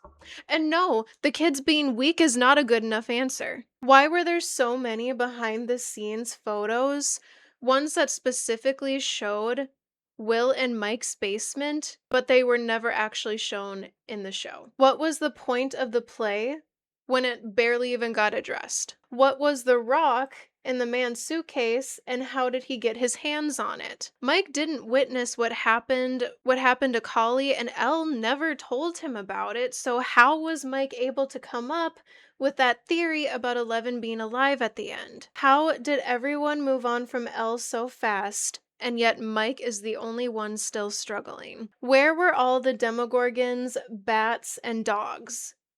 We did get a stupid claim that it's because Vecna just didn't expect a home turf invasion, which is utter bullcrap, because for a cast as big as you had down there, you would have absolutely needed more than just the Mind Flayer to keep your stakes as high as you wanted them to be. Plus, he was also in Hopper's mind. How the hell was Vecna and the Mind Flayer killed off so easily? Even fairy tale villains take longer to die than this guy did. It was almost laughable, especially because Elle barely even got a scratch. Having her lose like an arm or a leg would have honestly made it a lot more realistic. And finally, legit all, if not most, of the interviews, just dozens more plot holes here of empty promises and false promises and things that never actually came to fruition. We were explicitly told that the painting lie would come back. It did not. We were told that Will and Mike would be paired up as a duo, and they were not. I could literally make a whole other video just going over all of that crap. And as you can see, I think it goes without saying that if you are left with more than like 3 or even 2 major questions at the end of a series finale, then the authors are pretty bad at writing. And this is something that should have never ever been greenlit. I hate to be a hater, but this is not a final version. This is a first draft. And the fact that Noah himself is the reason why some scenes like the Byler Tower scene was even included is just so gross to me. It is so gross to me that they thought that Will and Mike's arc ended at the coming out scene. In my opinion, they don't deserve to call themselves good writers for this. We are now moving on to the coming out scene. I would also like to start out by saying that you are not homophobic for not liking the coming out scene. I've seen a lot of that. I've seen a lot of those claims going on around the internet lately, and that is just not true. Because from a narrative standpoint, this coming out scene was honestly more laughable compared to some of the other coming out scenes that I've seen, and even compared to Robin's coming out scene. How come she got to only come out to Steve, and yet Will had to pretty much do a press conference in comparison? One of the main issues is there are simply way too many people here. One of the things that made Robin's coming out scene feel so intimate and close was that it was just her and Steve. Because this is something that a lot of people only want to share with those that they are closest to. Because it's something that's really vulnerable and scary to talk about, even now, but especially back then. And even Noah himself said that it felt like a press conference. Why does Hopper need to be here? Why does Steve need to be here? Why does Murray need to be here? Why does Mr. Clark have to hear this? Having them there just feels so lackluster, and especially since his speech is already just targeted mainly at his friends, their involvement is completely unnecessary. The Duffers threw them in because it just shows that they don't understand how crucial intimacy is to these sort of things. They don't understand. Because even the scene between Will and Jonathan from season 4, if we just had that might have been enough for me, honestly. Because the Duffers also even admitted that there was a version that was just between Will and his mom, but they felt like everyone needed to hear this. What the hell is wrong with you? Also, if they wanted to do this, they should have done it much sooner in the show. Even Noah has said that he has been wondering for years if they were ever even going to like have him verbally confirm it. But because it happens literally right before the finale, and because there's so much else going on, it just feels so rushed. It wasn't given the time and attention that Robin's was. Even their reactions just feel so rushed and almost cringy with the whole and me stuff. It's like magic of friendship shit, and it does not match the vibe that we have been learning thus far. It would have made a lot more sense narratively if he would have came out prior to his awakening of his superpowers, because then it not only would have successfully completed that arc and we got through his self-acceptance full circle, but it also would not have felt so last minute and forced, and would have left us with a lot more time to focus on his relationship with Mike. And also, Will doesn't even use the word gay. Not once in the entire speech. He says, I don't like girls. And if you read it back, or even just pay attention to his lines, it does not read to me as some grand form of self-acceptance that the Duffers are claiming that it's meant to convey. It reads to me as him literally begging to not be seen differently and for them to not leave him because he is different. He is tearing himself open, not because he's ready to, but out of pure fear. Because it's already confirmed that he did this because of what Vecna showed him. Even the heartbroken little okays that he gives at the end, when they promise that he won't lose them, he has legit been stripped of his autonomy time and time and time again. And by the end of putting him through all of this torture, you can't even give him a happy ending. Scratch that. You can't even give him closure. You can't even let him tell his best friend how he really feels. This is not empowering. There is a reason why so many people felt hurt and almost traumatized by this scene. Because what exactly are queer audiences supposed to take away from this? Because he literally says, but then today Vecna showed me what would happen if I did this, if I told you guys the truth. He showed me a future, and in this future, some of you are just worried for me, worried that things will be harder for me, and it just makes me feel like something's wrong with me. Is that empowering to you? So I push you away, and for the rest of us, we just drift apart more and more and more and more until I'm all alone, and I know none of that has happened, and Vecna can't see into the future, but he can see into our minds, and he knows things, and it just felt so real. It felt so real. And also, there is genuinely no narrative payoff to this. Vecna does nothing with this information. It's part of the reason why I like the idea of Churchgate so much, because it would be Vecna following through on his threats for once, and actually doing what he said he was going to do by making Will hurt Mike, and essentially ruining any potential of any remaining relationship that they could have had together. Would it not make more sense for our canonically selfless character to try pushing them away in an attempt to sacrifice himself only for them to prove their love to him? Something similar to Max's arc in Season 4 literally would have sufficed. Additionally, he only used his abilities a few times and had such a passive force in dealing with Vecna in the final battle. Even the whole Melvods thing, never once brought up again. It literally feels like they were just trying to speed run through this, which is so funny because I would also like to mention that the Duffers claim to have consulted with Noah about this scene, but Noah himself said that the only involvement he had was when the Duffers gave him the script to review, once it was already written, because he felt like he would be overstepping. He also expressed concern over the whole and me bit, which I absolutely agree. Noah, it was bad. It was bad. After already forcing Noah, who came out as gay in 2023, to undergo so much homophobia and homophobic comments in the actual show, they also force him to not only cry in a van with a veiled love confession for 12 hours, but they do it again for 12 hours by forcing him to come out over and over and over again. 12 hours. That is Avatar, Fire, and Ash 3 times. 3 times. No wonder he disassociated.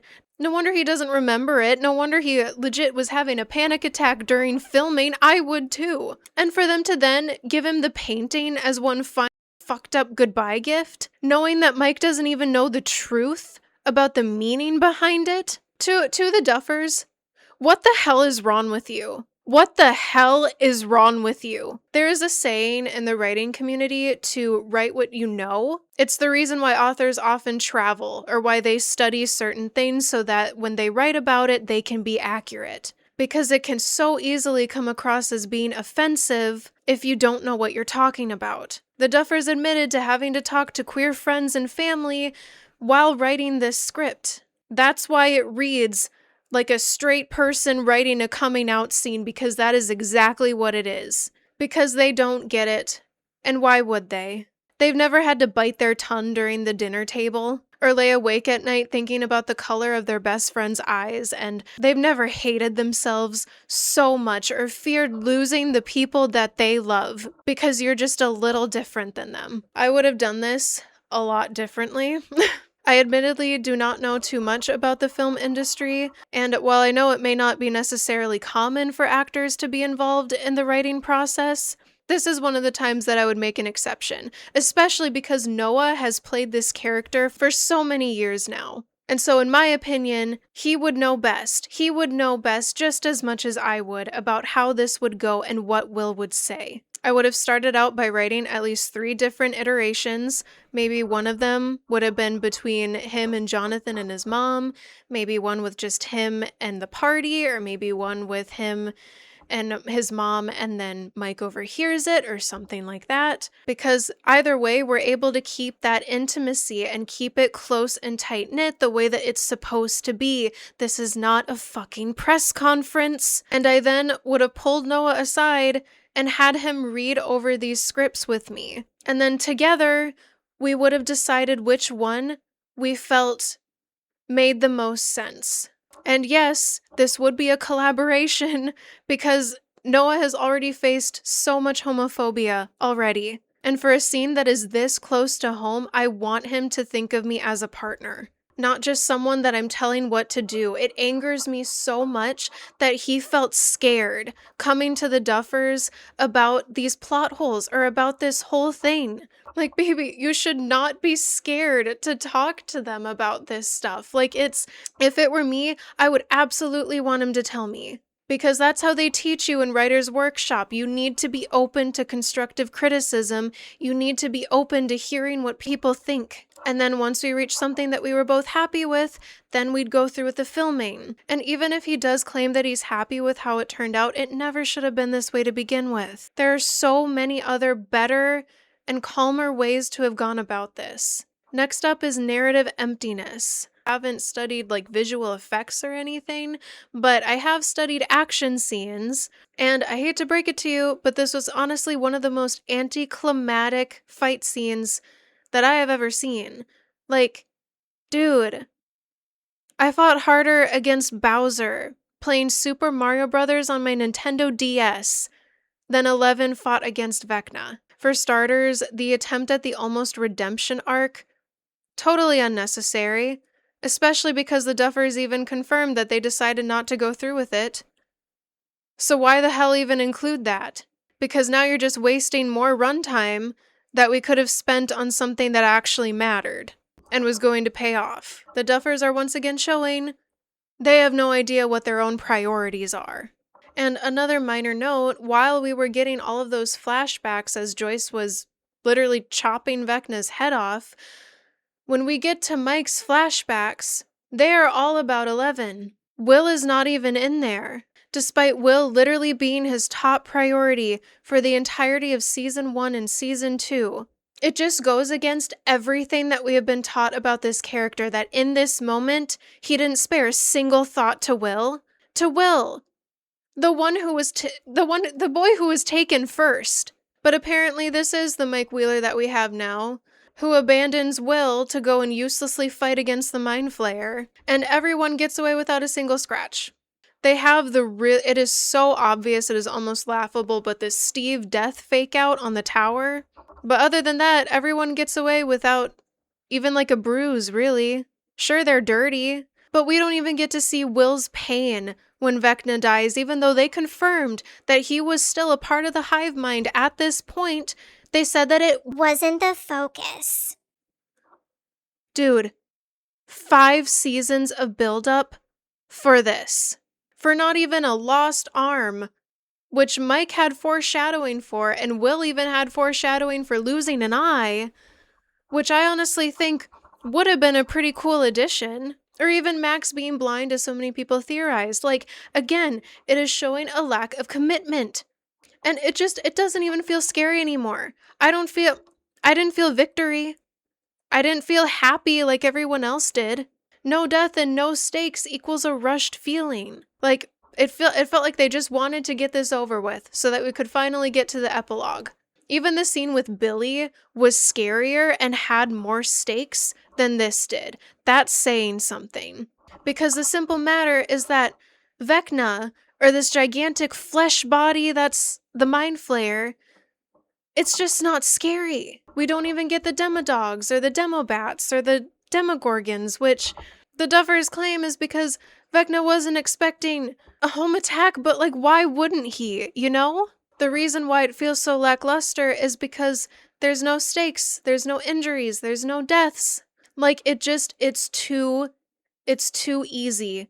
It's too easy. And I know it sucks. I know that you don't want to kill off the characters that you love so much and that you've spent so much time with, but when you are a writer, I'm sorry, but you can't think that way. You have to think objectively. That's why I honestly wouldn't have been a fan of them killing off Steve anyway, because if they did kill off Steve, they would just be sending Dustin through the same arc again that he already went through with Eddie, and narratively, that makes no sense. Why are you making him go through this again? It's also really weird that Eleven struggled against Henry so much that she literally needed Kali's help, but then when she's up against Vecna, she can defeat him without breaking a sweat. Like I mentioned in my previous video, the original intent had been for Eleven to die at the end of season 1, but they brought her back in the next season, and they also have multiple fake-out deaths with Hopper at the end of season 3 and again in season 5 when he straps a bomb to his chest, and he's not even involved in the final fight against Vecna and the Mind Flayer. They aren't afraid to kill people off if it means shock value, but when it comes to people who would actually matter, they freak out at the last minute because they don't want to make people angry. And that's why Hopper's death in particular at the end of season 3 was so impactful, because it meant a lot for literally everyone. But then once they brought him back, all of that development with El and the others all that momentum was completely undone. Having it be a fake out not only takes away all of the narrative and emotional impact, but it also is thematically presenting us with all the wrong takeaways.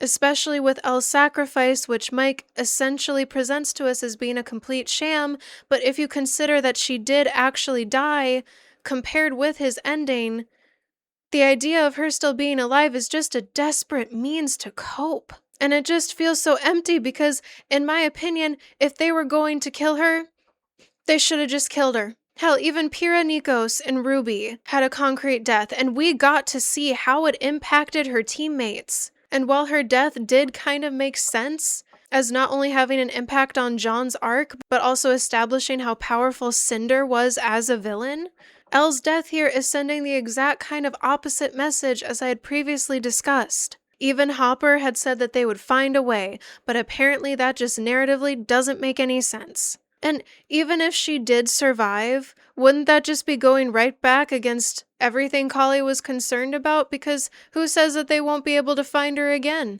And especially for Mike's ending too. Like, I'm sorry I'm going back to it again, but it really just is complete and utter character assassination. Because he almost barely even manages to graduate, so overcome with grief for a girl that he couldn't even say I love you back to. He literally becomes the picture image of his father, spending his time locked away in a fantasy world as a way to cope. Meanwhile, the actual love of his life, he theorizes at least, moves on, just like everyone else.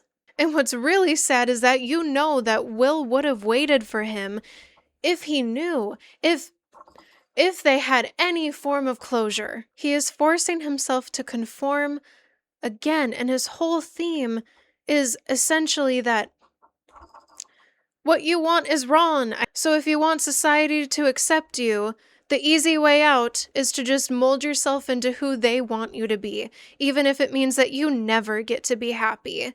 The fact that this ending of conformity is canon in a show that was written for outcasts, by outcasts apparently, is a slap in the face And like I said, this is not me hating on open endings because open endings can be written well. One example of a technical open ending that I felt was wrapped up beautifully was The Haunting of Bly Manor. Which, yes, Duffers, it is actually possible for a queer story to not just be about fucking self-acceptance.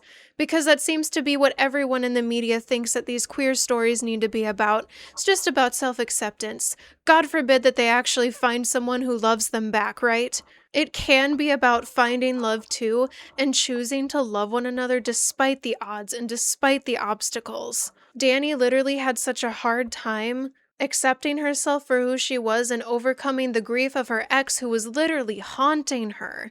But she managed to find peace and love within Jamie, who loved her back just as much, who chose to stay with her even in the midst of her possession. We didn't get a shitty coming out scene or anything like that shoved down our throats. We could have easily gotten something like Danny and Jamie with Will and Mike. Even though it didn't really work out, and even though it did end in tragedy, we are still given a slight sliver of hope through Jamie when she waits by the open door, believing that one day Danny will return to her. We're being shown that even the woman who lost her love refuses to give up on hope, implying that we as the viewers shouldn't either.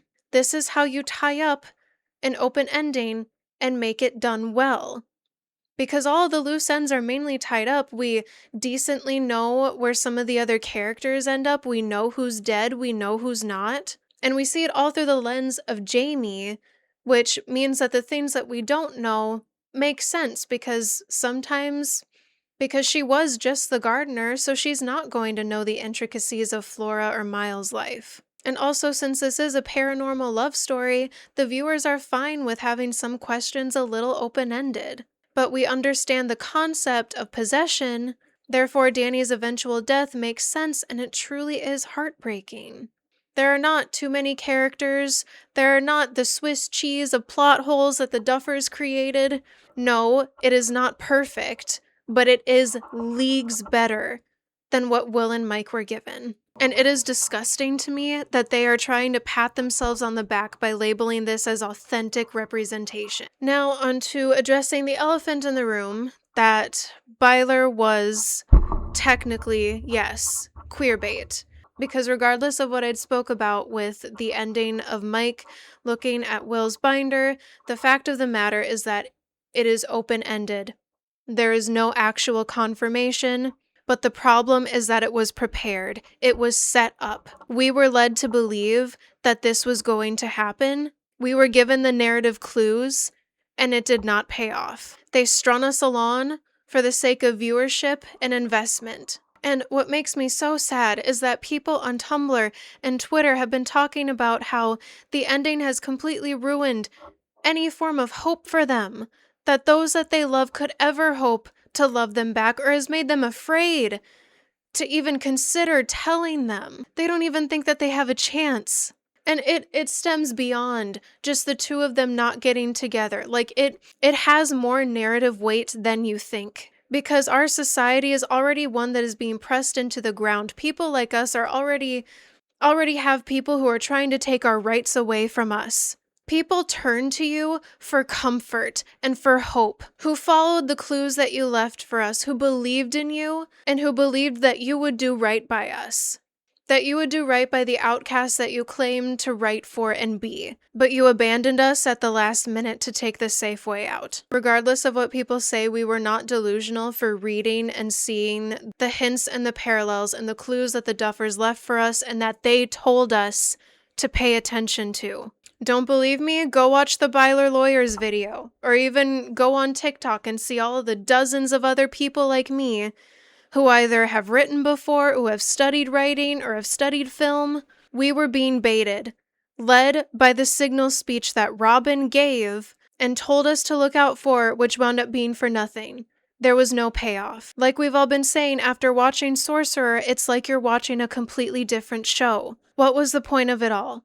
Why give us that hope if it wasn't going to go anywhere? Will is the only character whose romantic plot thread doesn't ever reach a concrete conclusion. This can't even be classified as a rejection because there was no confession. An interview came out where the Duffers literally referred to us bylers as noise that they had to block out.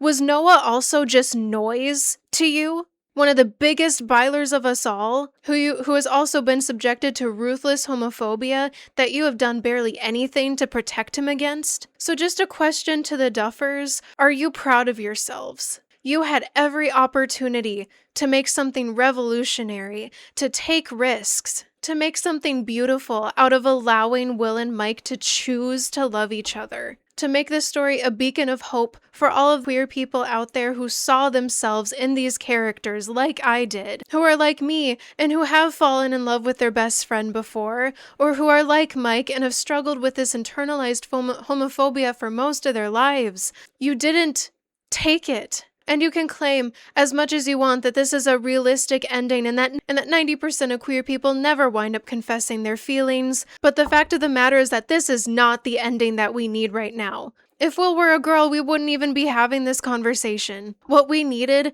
was for them to fight for each other, to, even though the world may have been completely against them, it was since the beginning. We needed them to choose to love, not to hide and move on, not to claim, not to dumb down their love to being a stupid hallway crush. It's not even a good conformity ending because Mike doesn't even know. He doesn't even know. And we let him lie every time that he told Eleven he loved her and every time that he didn't. And they didn't even try to tie up their loose threads or follow through on their promises, and you miss 100% of the shots that you don't take. And the Duffers didn't even try to fire their Chekhov's guns. So if they refuse to pull the trigger, then I'll pull it for them. This is how I would have done Byler. Arguably, if I were to fix this entire narrative, we would likely have to start at the beginning of season 5. But if we were to fix Byler in general, we'd have to go all the way back to season 3. So for the sake of time, I'm mainly going to start where Sorcerer left off and then work my way from there. As to not only save time because this video is already very long, but to also prove a point to the Duffers that it would have been so easy for them to go ahead and make this canon based off of what they already had laid down. I also just want to make it clear that there is no one right way to make Byler canon. We already have so many creative and interesting gates to go down, or even just theories, like pop on AO3, read any of those. It's one of the lovely parts of fiction, like I've said. There are no right answers, but there are good answers. And the Duffers absolutely did not have those good answers. So this is just me trying to come up with a very basic idea of how the Duffers could have made Byler canon based off of what they already had. Especially based off of Robin's speech about the signals and addressing some of the potential gates that were not actually addressed in the show. And also, if you guys are interested in me going deeper than this and actually doing a full-on rewrite, let me know.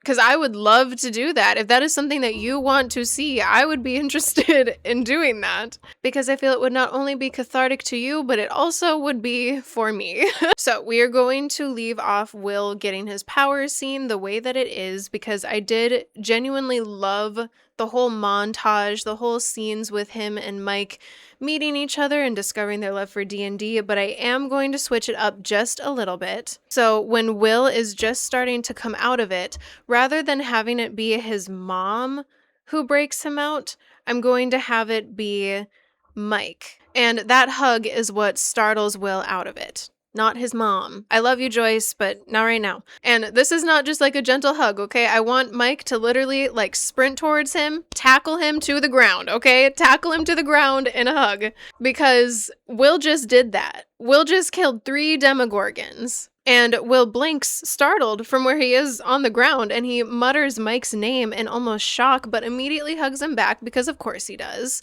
asking if he's all right. Mike then immediately sits back up, grinning, and says that yes, he's all right, and then we get that whole sorcerer bit where he says, "You're a sorcerer, Will, an honest-to-God sorcerer." And this is when we can let Joyce come back on into frame, and I want us to focus on Mike as he glances between the two of them before he kind of backs off of Will, helping him to his feet, and his hand lingers before he pulls back, kind of like how it did at the whole group cheer thing from Volume 1. And we get a separate shot to show that linger while while Joyce is talking to Will in the background. It's evident that Will notices that something is a little bit up with Mike, but they don't really address it, and they wind up leaving just like they do in canon. We're going to keep that scene in the tunnel pretty much the same as well, with the second L reference, along with the scene where Mike is literally gushing about Will's newfound abilities, basically being a proud boyfriend, because yes, he is very proud. They establish the plan to have Will hijack back into the hive mind. I'm going to change things up again by actually allowing Mike to touch Will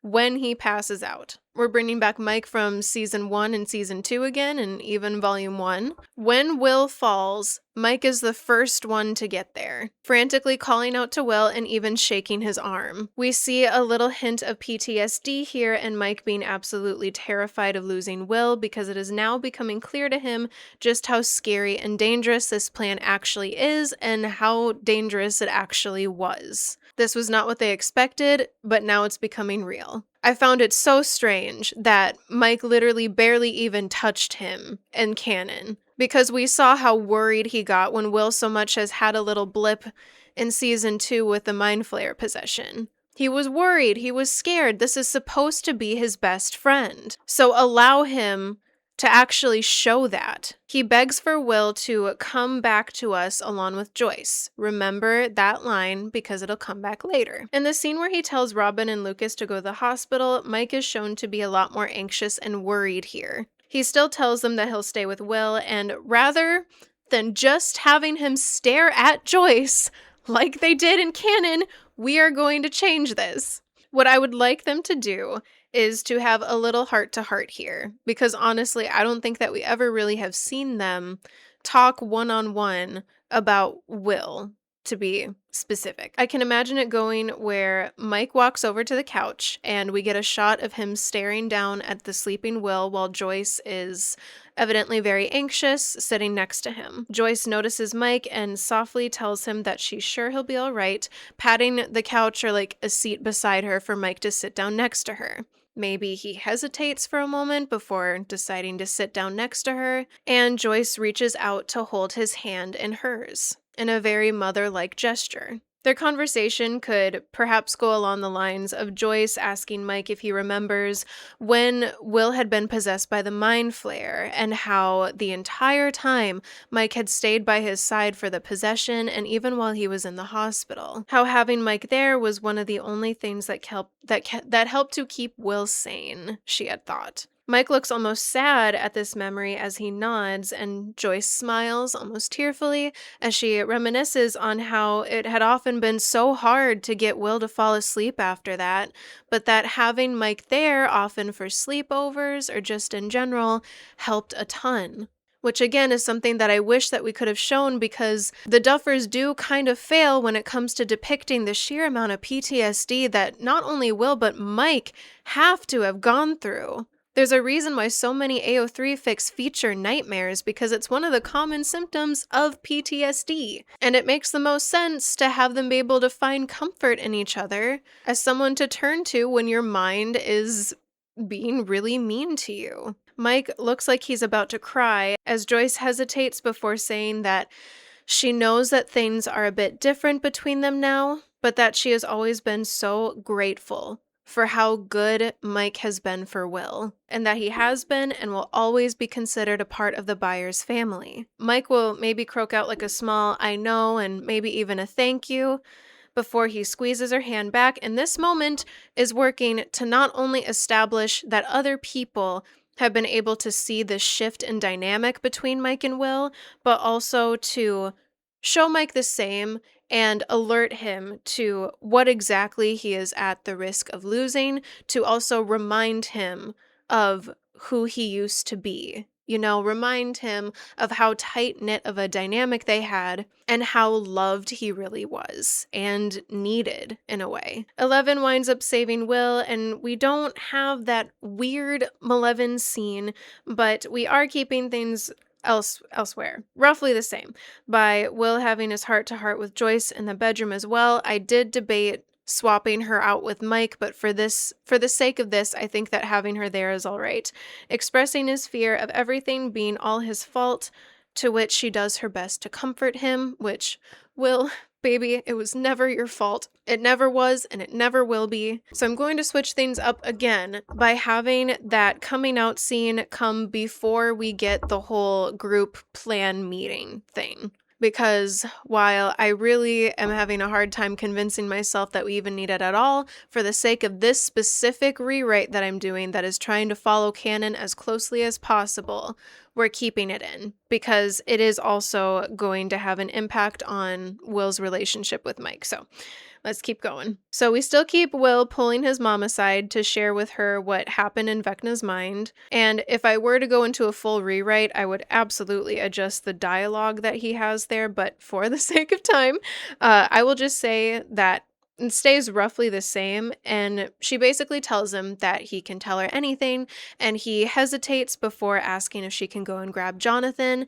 because there's something that he wants to tell both of them. I also just want to say that I truly did feel like the scene between Will and Jonathan was beautiful in season 4. That little moment in the pizzeria where it really is shown that Jonathan knows and Will seems to understand as well. And honestly, that would have been enough for me because I do not believe that you always have to have a coming out scene when it comes to a queer character or queer media, especially not when it is a press conference. This time, it's only taking place between Will, Jonathan, and Joyce, because that way we were able to establish the intimacy that the scene required that the Duffers failed to deliver on. So Will goes ahead with his speech, which I have very kindly adjusted and rewrote just a tad. I still kept some of it the same. And it has been designed to eliminate the feeling of Will begging to not be seen any differently, but also keeping in the bit of the friend stuff because I did genuinely enjoy that part because we do get to learn a bit more about the Core 4's dynamic because God forbid we actually get any scenes of them being a Core 4 in season 5 because they're all split up now. And we are also completely striking out the reference to Mike as his Tammy because it is a complete lie and it is not true. So it'll start on out by them sitting on the chair and the sofas together as Will starts. I haven't told you this because I really don't want you to see me any differently, but the truth is, I am. I am different. I just pretended like I wasn't because I didn't want to be. And this is when we see Mike coming around from the corner, perhaps about to tell them that like they're gearing up to come up with a plan or something, but he stops when you see them in the midst of their intimate conversation. He kind of like starts approaching at the start of that sentence of like, I just pretended like I wasn't. He looks like he's about to leave, but he hesitates when he hears what Will says next. I wanted to be like everyone else. I wanted to be like my friends, and I am like them. I'm like them in almost every way. We like playing D&D late into the night, and we like that old person smell in Mike's basement, and we like biking to Melvald's for malted milkshakes, and we like getting lost in the woods and getting lost in family video and arguing about what to rent and settling on Holy Grail for the millionth time. And right there, we move back to Mike again as he kind of like leans back and puts his head to the wall with a small smile. Will continues, and we like Milk Duds and our popcorn with extra butter, and we like drinking Coke with Pop Rocks, and we like bike races and trading comics and NASA and Steve Martin and Lucky Charms and literally all the same things, which... why did we never see any of this? Why am I just now finding out about all of these relationship dynamics? Like, I want to see this. I want to see how good of friends these 4 boys are. I don't like girls. We cut back again to Mike's face, and his eyes widen a little, mouth parting, and I need a little more from Finn here, okay? He is, like, Mike is shocked, and he swallows hard in like that typical Mike fashion because he looks surprised, but he also looks like he's thinking about something. Will goes on saying, I mean, I do, just I'm gay. I don't like girls, not like they do. And I have this crush on someone, even though he's not like me. And again, we cut back to Mike's face, who looks almost worried here as he sneaks another small peek around the wall. And we kind of get a pre-lap here, which is basically where it's Will's voice that is speaking, but we stay trained on Mike's expression, kind of like with half of his face, like peering from around the wall, you know? But with everything going on and with Vecna, I needed you to know, and I'm sorry for pushing you both away. I just love you both so much, and I don't want to lose you. I don't want to lose anyone. As Jonathan immediately gets up to hug Will, him and Joyce both assuring him that he's not going to lose anyone and that they love him too, thanking him for telling them. Upon seeing them hug, we see Mike looking almost forlorn and almost conflicted at the scene before he turns to walk away, but he makes like a noise or something that alerts them to his presence. They all still, the three catching sight of Mike, who looks like a literal deer in headlights right here, but he does not run away. Will, who is still in the midst of crying, kind of pulls away from his mom's embrace, saying Mike's name softly. It's clear that Mike has already heard most of this, and there's a silent exchange as Joyce and Jonathan look between the two of them before deciding to excuse themselves. Joyce also gives Mike a gentle squeeze on the arm before passing by, and I am forever, in case you couldn't tell, I am a stan for Joyce being motherly towards Mike, officially leaving Mike and Will alone. There's a small blip of awkward silence as Will, tries to wipe away some of his tears, and he's about to ask Mike how much he has heard when Mike speaks at the same time, blurting out, "I'm sorry." Will is shocked. Will is shocked for a second before kind of letting out an almost laugh, asking what on earth Mike could be sorry for. Mike fidgets a little, exhaling deeply before he slowly approaches Will and takes a seat next to him. I also want to make sure that they sit close together here, not the way that they were in the actual scene, but side by side. I want this to be a little bit reminiscent to their scenes in season 4. And Will's attention is literally honed in on Mike as Mike fights to find the right words, eventually settling on that he didn't mean to overhear or eavesdrop. Will cuts him off when he starts to ramble a bit, saying that it's okay and he likely would have found out anyway. Mike looks a bit pained here as he tells Will that he's still sorry that Will felt like he couldn't tell him. Staring at Mike in shock, almost again, and Mike presses his lips together for a moment, and this scene, what I'm basically doing here is I'm taking the tower scene and we are instead switching it into the coming out scene. So, because Noah, baby, I love that idea. I love the idea of you just trying to ask for some form of closure and they gave you that shit, but I'm gonna do you one better, okay? I'm gonna do you one better. So he kind of does the whole, I really am sorry. Not about that, but sorry, that came out wrong. And Will laughs, saying that it's all right. But Mike continues, saying that it's really not okay and that he has been a horrible friend to Will for quite some time now, not the way that he used to be. Saying that since he and Elle broke up, confirming in a natural way through the dialogue that they are broken up. He's been trying to do everything he can to make it up to Will for how he treated him and that he's sorry for being such an idiot. And I'm not trying to do what it seemed like they were doing there, where they were trying to garner sympathy for his character. But I want this to actually convey that Mike does feel bad. He feels like shit, and he doesn't feel like any amount of apologies is actually going to be enough to make up for how he treated Will. Will does his cute little laugh where he tells Mike that he's not stupid, essentially saying the same thing, that he was just scared and that it was something that he needed to work through and come to his own terms with, but that the important thing is that Mike thinks that they can still be friends.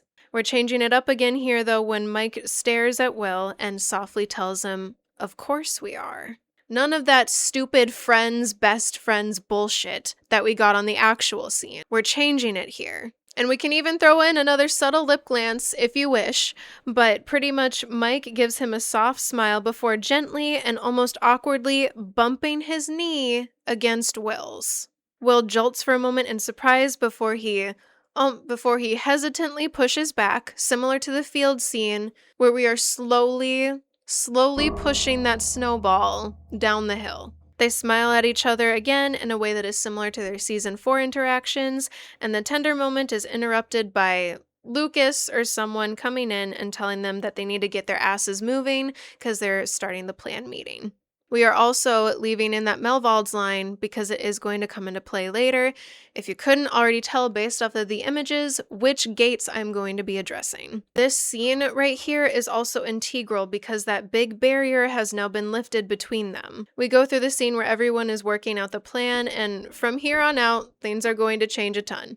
Because I am going to do what the Duffers did not do, and I'm going to split people up. One of my main gripes with canon was that there were just way too many people who were just standing around because they didn't have anything to do. But my main concern for right now is byler, so I'm going to focus a lot of my attention on them and less on the rest of the group because they're not what I'm focusing on right now. I can focus on them later if you want an actual rewrite. But let's just say, for the sake of the narrative, that they determine Elle, Collie, Hopper, Murray, and Joyce will be one of the tag teams that deals with the whole bomb and putting Elle into the tank. And then there will be another team that will eventually split up to deal with the Demo Dogs and the Demogorgons. Yes, we'd be bringing those back as the Vecna army that he showed Nancy and apparently just never existed. And one for the Mind Flayer and his stupid flesh body. And then Mike and Will be splitting off to deal with Henry. So basically, as they're discussing this plan, Will brings up the idea of hijacking into the hive mind one last time to kind of try to spy on Henry and perhaps try to hurt or override him like he did with the broken leg, while Elle physically goes through the mindscape as well to try and find him. He would stay somewhere slightly hidden but close enough to the hive mind so that way he is not on the literal battlefield as he is doing this. Joyce and Mike are immediately worried about this idea, but after expressing the concerns of him being alone, Mike and Will exchange a shared look before Mike says, "I'll go with him," thus solidifying their game plan. The next important scene I would like to adjust is when Mike is working on building the bomb for Hopper, Murray, and now Joyce. So as he's working on this, rather than Robin coming over and asking about the song, it is actually Will who comes over, who plops down beside him and asks what we've all been thinking, which is, how the hell does Mike know how to build a bomb? And I honestly have no idea how Mike knows how to build a bomb, because we have had barely any character development in him since season 2. So, I'm going to ask you to be very creative with your imagination and insert a brilliant explanation here. And so after explaining, Will perhaps gets like this almost bittersweet smile before he makes a comment about how he misses knowing everything that goes on in Mike's life, yet again implying that they still are not as close as they used to be, but as you can see here with the way that I'm writing it, those barriers are slowly dropping. How Mike used to tell him everything, and he just doesn't anymore. Mike looks a bit nervous suddenly, swallowing hard as he doesn't really deny it, and basically tells Will that whatever he wants to know, he'll tell him, as long as Will agrees to do the same. Will looks surprised, saying like, of course he will, in a tone that's more like, isn't that obvious already? And Mike seems to hesitate again before saying that Will never told him about his crush. Will freezes here, and Mike is quick to recover, saying that he doesn't have to tell him if he doesn't want to, but it is a little weird that because he only ever sees Will hang out with him, Lucas, and Dustin, unless it was someone he met in Cali, but again, he's never talked about anyone from Cali, so he just was kind of curious as to who it was. Will says that he can't tell him who it is, and Mike seems oddly insistent here, asking why not, that it's really not going to change the way that Mike sees him, and Will gets an odd look on his face, kind of like wringing his hands as he says that if he knew who it was, it would change his mind. Mike kind of pauses here before asking, is it Lucas? And then Will looks absolutely appalled by going like, what? No! And then we kind of devolve into a banter that was similar to what they used to have in season 1 and season 2. And even season 3 and kind of season 4, where it's not a heavy conversation, okay? What I'm trying to accomplish here is just the idea that Mike does want to know, and he's kind of like teasing him about it, trying to figure out who it actually is. And when Will insists that he can't tell him, Mike actually pouts, which causes Will to laugh. And upon seeing Will genuinely laugh and smile again, Mike gets this soft look on his face. But the intimate moment is once again shattered when Robin pokes her head in, and now she can complain about the butthole surfers. Speed running through the truck scene and naturally scrapping the Malevolent scene that's in there, Murray pauses before they get to the Tower of the Upside Down to drop off Mike and Will in the Upside Down, whose target is the church that is relatively close to the squawk. I don't know. It likely isn't, but like just go with me here, okay? Because there is so much going on. It is so hard to keep track of the narrative that they have been trying to write that I am just for the sake of this, they are dropped off. They are heading to the church. It is decently close to a gate. There you go. So they can hide there while Will performs his spying. As Mike and Will start walking through the Upside Down towards the church, they walk in amicable silence for a bit before Mike, who is starting to look increasingly nervous the closer that they get, turns to Will and asks him what happened while he was unconscious. Will gets a little bit tense at the reminder, but gradually relays to Mike the events that had happened, explaining how he had tried to fight back against Vecna with his good memories, but how he was able to turn them against him. How he's able to find your innermost fears and exploit them. They're both quiet for a moment as Mike processes this before Will quietly admits that he is afraid. He's terrified even, and that he feels like all of this is his fault. Mike immediately stops them both, placing his hands on, even grabbing Will's arm so that they can look him in the eyes and tell him that Vecna is a fucking monster. And whatever happened to him, whatever Vecna made him do, it was not his fault. It was never his fault. Because it was never him. He continues on saying that Will is good, so good, and that he would never do anything to hurt someone and he would never lie. But Mike trails off here and something kind of shifts as he says almost offhandedly, well, you did lie once. But Will picks up on this, eyes kind of filling with tears from this sudden speech because yes, Mike is actually being emotional, guys. Oh my god. He's actually talking about his feelings. And Mike softly clarifies when he sees the look of confusion. The painting. Yes, my friends, I am now addressing Painting Gate. Pull out your byler Gate bingo sheet. Let's see how many I can accomplish in just one rewrite. Will's eyes widen in absolute horror as Mike continues.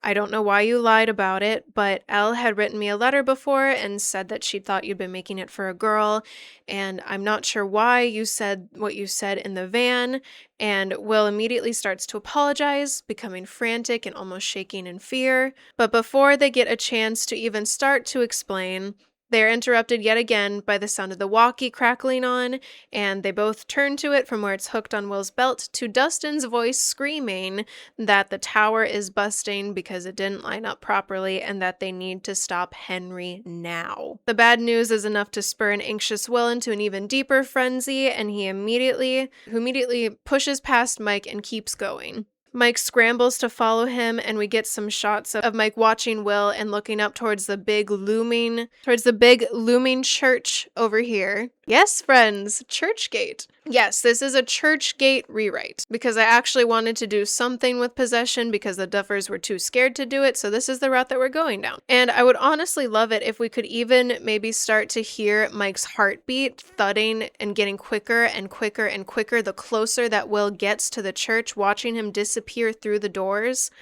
And as Mike bursts in after him, frantically yelling out like a wait, can we continue our conversation? And Will turns around just enough, telling him that they can talk more later, that it's not important right now, with the two of them now standing like in between the pews of the church, and Mike says, "Was it me?" Will stops. The cinematography here, I would also like to really come into play, as we can kind of see like the light shining in through the cracked windows and the vines all across the walls and the broken religious decorations, and Will can't stand to look at Mike's face any longer, so he turns around facing the altar. Will almost whimpers, "It doesn't matter, Mike," and the sound of it is enough to make Mike crumble. We see Will's shoulders kind of bunch up as though he's trying to make himself smaller, and Mike immediately moves in an attempt to try and comfort and reassure him. He says, "It does matter. It matters to me." But all Will really does is shake his head again as he says that it really doesn't matter because he knows Mike doesn't want him the way that he wants Mike. And I would like the camera to kind of stay on Will's face at that moment so we can kind of see him, but then we can see just behind him as we see Will squeezes his eyes shut, and then we hear, which is Mike's voice, but it sounds a little different, saying, You're right.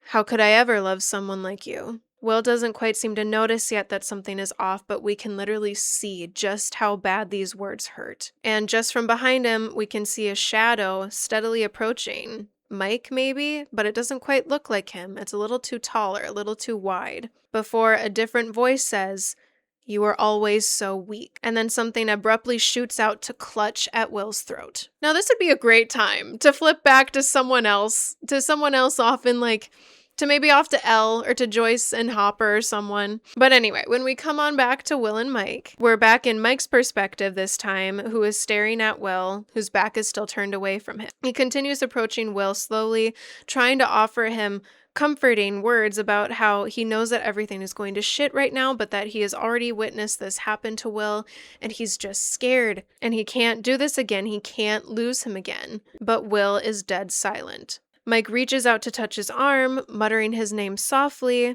but right before his fingers can even graze Will's shoulder, we hear a solid, wet squelch, and Mike freezes.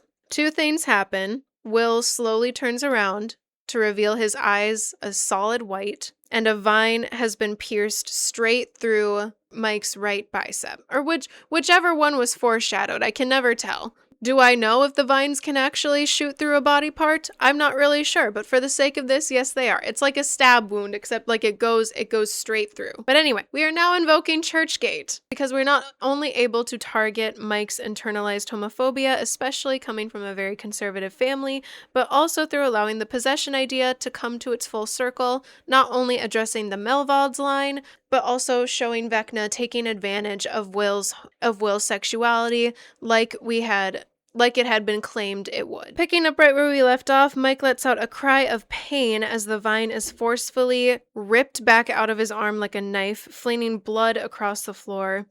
Mike staggers, clutching at the wound and looking up terrified into Will's white eyes. He is now fully possessed. It's not quite like a trance, it's kind of like a limbo. Terrified, Mike calls out to him, saying that he knows Will is still in there. And then back with Will, he kind of wakes up to find himself once again trapped in the mindscape and tied up in those same vines, cinching tighter and tighter around his throat. You can kind of picture him being wherever you want, I really guess. This is a little bit inspired by the Max scene from season 4, but I didn't really like the color red. I enjoyed the blue that we had in season 5, so maybe something similar to that. You can picture him wherever you want, but he is going to have to start running, so. Vecna is not exactly present, but we can kind of hear his voice in Will's head, because the idea is that Vecna is in control of Will's body right now while also keeping him held hostage in the mindscape. Again, the rules are so bendy, they're so flexible because it's not really that specific, so you can kind of just, and when they are specific, it's just confusing, so for the sake of this is what is happening. Vecna tells him something about how this can only end one way, or some shit like that, and Will basically tells him to fuck off, to not fucking touch Mike, but his struggling only makes the vines tighten, and we get that that weird cloud thing so that he can still see what's going on. As Mike continues talking to the possessed Will manages to scream just loud enough, just enough to push through to tell Mike in a strained voice, kind of like how he managed to break through with Vecna, that if he can hear him, he needs to run. This is enough to bring a sort of resolve back into Mike, and he shakes his head saying, "I'm not going anywhere. I'm not leaving you again." Will's grip on consciousness is once again yanked back by Vecna, who moves and throws Mike against the wall. And I want to make it clear that even as this possessed Will is hurting him and pushing him and moving, throwing him around, that Mike never once physically fights back. As the possessed Will continues attacking Mike and he either gets hit or dodges, Will continues calling out to Will, basically saying that he really is so sorry for how he treated him and that no amount of apologies will ever make up for it. He hesitates before saying something along the lines of, "I was just trying to be normal with Elle in that summer and in Cali, and even now, I was just trying to be normal because I'm not normal, just like you said, and that made me so scared, but I'm even more scared of losing you because I've already lost you 3 times, Will, and I can't lose you again." I think he might have actually lost him more than 3 times. But we'll just say 3. 3 is the magic number. Mike is interrupted by getting injured yet again, perhaps by being thrown across the room and slammed into a pillar by some vines or something, but he still keeps talking. He is still desperate. During this, I also think it would be interesting if we could get some flashbacks overlaying as well of their time together. He goes on saying, "You're so brave, Will, the bravest person I know. You're a fucking sorcerer, and you've always been everything to me. And I always wondered why I felt so empty when you weren't with me. Like a part of me was missing or something, and that scared me because I never felt that way with Elle. And so I took it out on you instead of just telling you how I felt, and then we drifted apart, and then you said what you said to your mom and Jonathan about liking someone, and it made me even more scared, terrified, more afraid than dying because I wanted it to be me." Will's body suddenly stands still at that, and we don't quite see Will's reaction here, but Mike is able to just get close enough to touch him. Mike is practically shaking, running on solely adrenaline right now in desperation as he to cup Will's cheek because he's mistaking this for Will being more in control. And he is crying because, God, can we please let Mike crash out and cry? Please, he needs it. As he looks at Will's pained expression before whispering, "I know you're in there, Will. Please come back to me." And a parallel to that, "come back to us" from earlier. And he barely hesitates before leaning down to kiss him. Will in the mindscape tenses up, fresh tears now falling because Mike is kissing him. Mike is kissing him and he can't do anything. Vecna says something stupid, but as this is going on, we can see the vines around Will are slowly starting to loosen. But I do not allow good things to last very long, and before Mike can even blink, he is abruptly being shoved backwards away from Will, where he slams back against the church wall and vines quickly wrap around his body to hold him into place. Another one making its way around his neck. At the sight of this, Will cries out, and it is just enough for him to break through his own vines. We get a similar scene here to Max running in season 4, except it is nowhere near as cringy as the one with Holly and Max was in season 5, because as the vines drop and Will slams into the murky waters, he scrambles to get back up with tears running down his face, and he looks up, seeing the vines wrapping tighter around Mike's throat, and he runs. Vecna is, of course, trying to throw everything in his way, and the vines do manage to trip Will a few times, but maybe he's able to, maybe use his own powers to kind of, push them away so that he can break free, but it's taking a lot of effort. In the upside down, we see that Will is practically levitating, his hand held up to continue tightening the vines around Mike's depleting oxygen supply. And I would love it if we get lots more flashbacks here as well of their time together, of them playing D&D and having Mike by his side during the possession and dressing up as the Ghostbusters and the van scene and the fight in the rain scene and the hug goodbye at the end of season 3. Mike chokes out, "Please, Will, I'm sorry." And we see Will running faster because the light in Mike's eyes is fading and Vecna is closing in, but he says, "I love you." And at that moment, that is what finally allows Will to snap out of it. He is strong enough, desperate enough to snap the connection, and Vecna is thrown off kilter. You can also think of this as maybe that time where Elle comes in and throws him away from the kids or something like that. Again, obviously there are going to be plot holes, because I am just focusing on Byler, and it is very surface level, okay? I'm literally just trying to show you how easy it would have been to change things up a little bit to allow this to happen. Will finally snaps back into his body with a sharp jolt, and he collapses to the floor at the same time the vines finally loosen, and Mike falls to the floor as well. The two boys barely hesitate before crawling towards each other, Will sobbing and getting there first, whimpering Mike's name because oh my god, that just happened. I almost killed you. They collapse into each other in total exhaustion. Mike asking if it's really him and if he's okay, and Will whispering that yes, it is him. Mike says he wasn't sure if it would work, that they didn't have any music, and Will thinks back to Mike's touch and his warmth and his words and his love, and he smiles, stealing Lumax's line here by saying that he didn't need it, he just needed Mike. The soft moment is briefly interrupted when Mike winces and they both look down to see his arm, which is, yes, bleeding profusely all over the floor. Mike is still majorly running on adrenaline here, but Will freaks out anyway and immediately sheds like his jacket or maybe like his overshirt to make a makeshift tourniquet. He starts to cry again, Mike watching him all the while as he asks Mike why he didn't fight back. That Vecna could have made him kill Mike, but Mike just shakes his head as Will starts to apply pressure, basically saying that he would have rather died before hurting him again, that he has already hurt him enough. That he has already lost Will time and time again, and his voice breaks as he says that he thought he lost him for good this time. Basically just begging Will to stay with him and saying that he loves him and he is sorry. Will interrupts Mike by leaning in to kiss him, and this is a passionate kiss too, okay? I want passion. One that Mike immediately reciprocates as they part, and then they kiss again because oh my god, that's what kissing your best friend feels like and the love of your life. When they break for air, Will presses their foreheads together and he laughs softly, the two of them smiling at each other.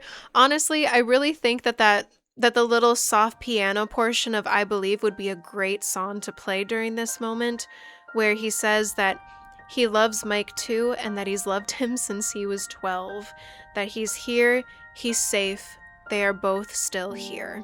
Mike gives him a tearful and relieved smile before kissing him again, and this arc right here is working to prove the message that was previously teased and never addressed again, that love can indeed conquer fear, and it is more powerful than fear could ever be. It is also the key to defeating evil forces. Will already knows that his family loves him, but it was receiving the confirmation of the love from Mike, the love of his life, that allowed him to break through that fear and that anxiety and give him the courage to fight. And there you have it! That is an easy way that you can make Byler canon based off of what you already had, but that is not all that I have, so let's take it a step further. Speedrunning through the rest of the final battle, 11 does not die, but rather she loses her powers for good. Will also loses his power. Again, don't ask too many questions on this front because it gets messy. If I go into a more extensive rewrite, obviously I will have those answers, but for the sake of time right now, I do not. Mike's Vecna is defeated and Mike's arm is patched up, and while he doesn't lose it, I'd like to give him something that's like chronic pain or maybe just limited mobility, something that is realistic enough for literally having a vine impale your arm. I would change so much out of the epilogue if I could, because the Duffers purposefully made Byler so vague that it can easily be denied if you don't read between the lines, but one of the major notes is that since I did not kill off 11, we have already gained back a good chunk of time. We can keep the whole Robin voiceover, that part is fine, and then we'll still delve into each of the kids as they're getting ready for graduation, moving from Lucas and Max to Dustin and then 11, who, again, is not the main focus here, but I would guess that she is likely still in school or is being homeschooled and learning to adapt to life without her powers. And finally, we would cut to Mike and Will, yes, them together, just like Lucas and Max were together. The way I kind of pictured this in my head is like they're getting ready for graduation together. And so maybe Will is fixing his hideous orange robe while Mike is sitting on his bed. And he's saying something, maybe something about like the hideous color, and Mike is looking a bit anxious or worried. Will immediately clocks this and gently asks him if everything is okay, if maybe he's just nervous about graduation, and Mike adopts his Will voice again here when he says, no, yeah, I'm nervous about that, but it's evidently something else. Will goes to sit down beside him in a very similar parallel to the way that they were sitting in the van scene, except I want to swap them, so swap their positions. Will gently reaches for Mike's hand and tells him that he knows Mike can tell him anything, smoothing his thumb along Mike's knuckles. This action evidently soothes Mike, as we are already seeing how they are going back to the way that they used to be with their old mannerisms and not being afraid to touch each other, and also communicating healthily. Mike turns to grab something that had been sitting behind him, and he holds it anxiously in his lap for a moment, and Will is evidently curious, but he waits patiently, and Mike says that he should have given it to Will a long time ago, but he never did. He doesn't verbally express it, but it seems like he was afraid to. Will gives Mike a reassuring smile, and it's enough for Mike to give a small, albeit anxious, one back. Now, this is me doing a combo, so we're hitting two birds with one stone, letter gate and mixtape gate. The mixtape is this one, the one that had been teased in the official merch, and that was also never addressed. What Mike pushes into Will's hands is the mixtape that we saw from the official merch with the words "For Will" written across it. It is also accompanied by a brief letter, which I have designed to answer that mystery Twitter post that was never once addressed. Will is obviously surprised, but is happy at the sudden gift, and though still a little bit curious about Mike's apprehension, he looks over the songs on the mixtape, and yes, should I stay or should I go, and Small Town Boy can be on there if you wish, and he flips open the letter to read it, and it says, "Dear Will, how's Callie been? It's been pretty uneventful here. Lucas started hanging out with Carter and those other mouth breathers, so all he cares about now is basketball. But our new DM is pretty cool. His name is Eddie. I'm sorry I haven't tried calling more. I keep getting the busy signal. Does your mom like her new job? Anyway, I think you'll really like this mix. I know it's been a while since I made one. Sorry I couldn't get it done sooner. Homework's been kicking my ass, but you mean so much to me, and it's been really strange without you here. I miss you. Hawkins isn't the same without you. I hope this is enough to last until I see you in Lenora, and maybe then I can make you another one. I'll try calling again tomorrow. Love, Mike." It's that "love, Mike" at the end that is the important distinction, because as we all know, Mike cannot tell Elle that he loves her. He cannot even write it, but here he can. It was never really clarified if Will knew about that whole thing, but for the sake of this, we'll just say that he at least knew that Mike had a hard time writing it. We even get a little shot that focuses in on those two words for emphasis, and maybe we can see Mike's leg bouncing in the corner out of anxiety. And this is working to give us evidence that Mike reciprocated these feelings from all the way back in season 3, and he likely just did not realize what they were. Will is quiet for a long moment, and we get a zoom on his face as his eyes start to fill with tears. Happy tears, though, as Mike starts to ramble beside him, saying that the songs might not be his favorites, but he thought that maybe they could listen to them together, and abruptly, Will drops the letter and cassette on the bed and flings himself into Mike's arms. Mike, not expecting it, falls back against the mattress, but of course still reciprocates the hug as Will buries his face into Mike's neck. We hear Will murmur his thanks and that he loves it, pulling back just enough to look Mike in the eyes as he says, "I love it. I love you." An expression of relief and pure joy overcomes Mike's features as he tells Will that he loves him too, and then they kiss, and they kiss again and again until they are interrupted by Joyce calling them from downstairs, saying that they're going to be late. The two go down and they take photos together, and then we get through the whole graduation scene up here, making sure to slot Will and Mike together in the crowd to keep up with the consistent blocking of them always being beside one another, even in scenes like this. Finally, we get the scene of the whole party playing D&D together in Mike's basement for the last time. It really wasn't quite clear to me if this was meant to be the very last time or not, because if so, because either way, it still just felt like they were grabbing you by the shoulders and shaking you and saying, "Cry, goddammit, cry." And I only cried once, okay? And it was because of Finn. It was not because of you. Anyway, we're keeping it mainly the same, except this will be kind of like one of the last times that they play together. And we are also absolutely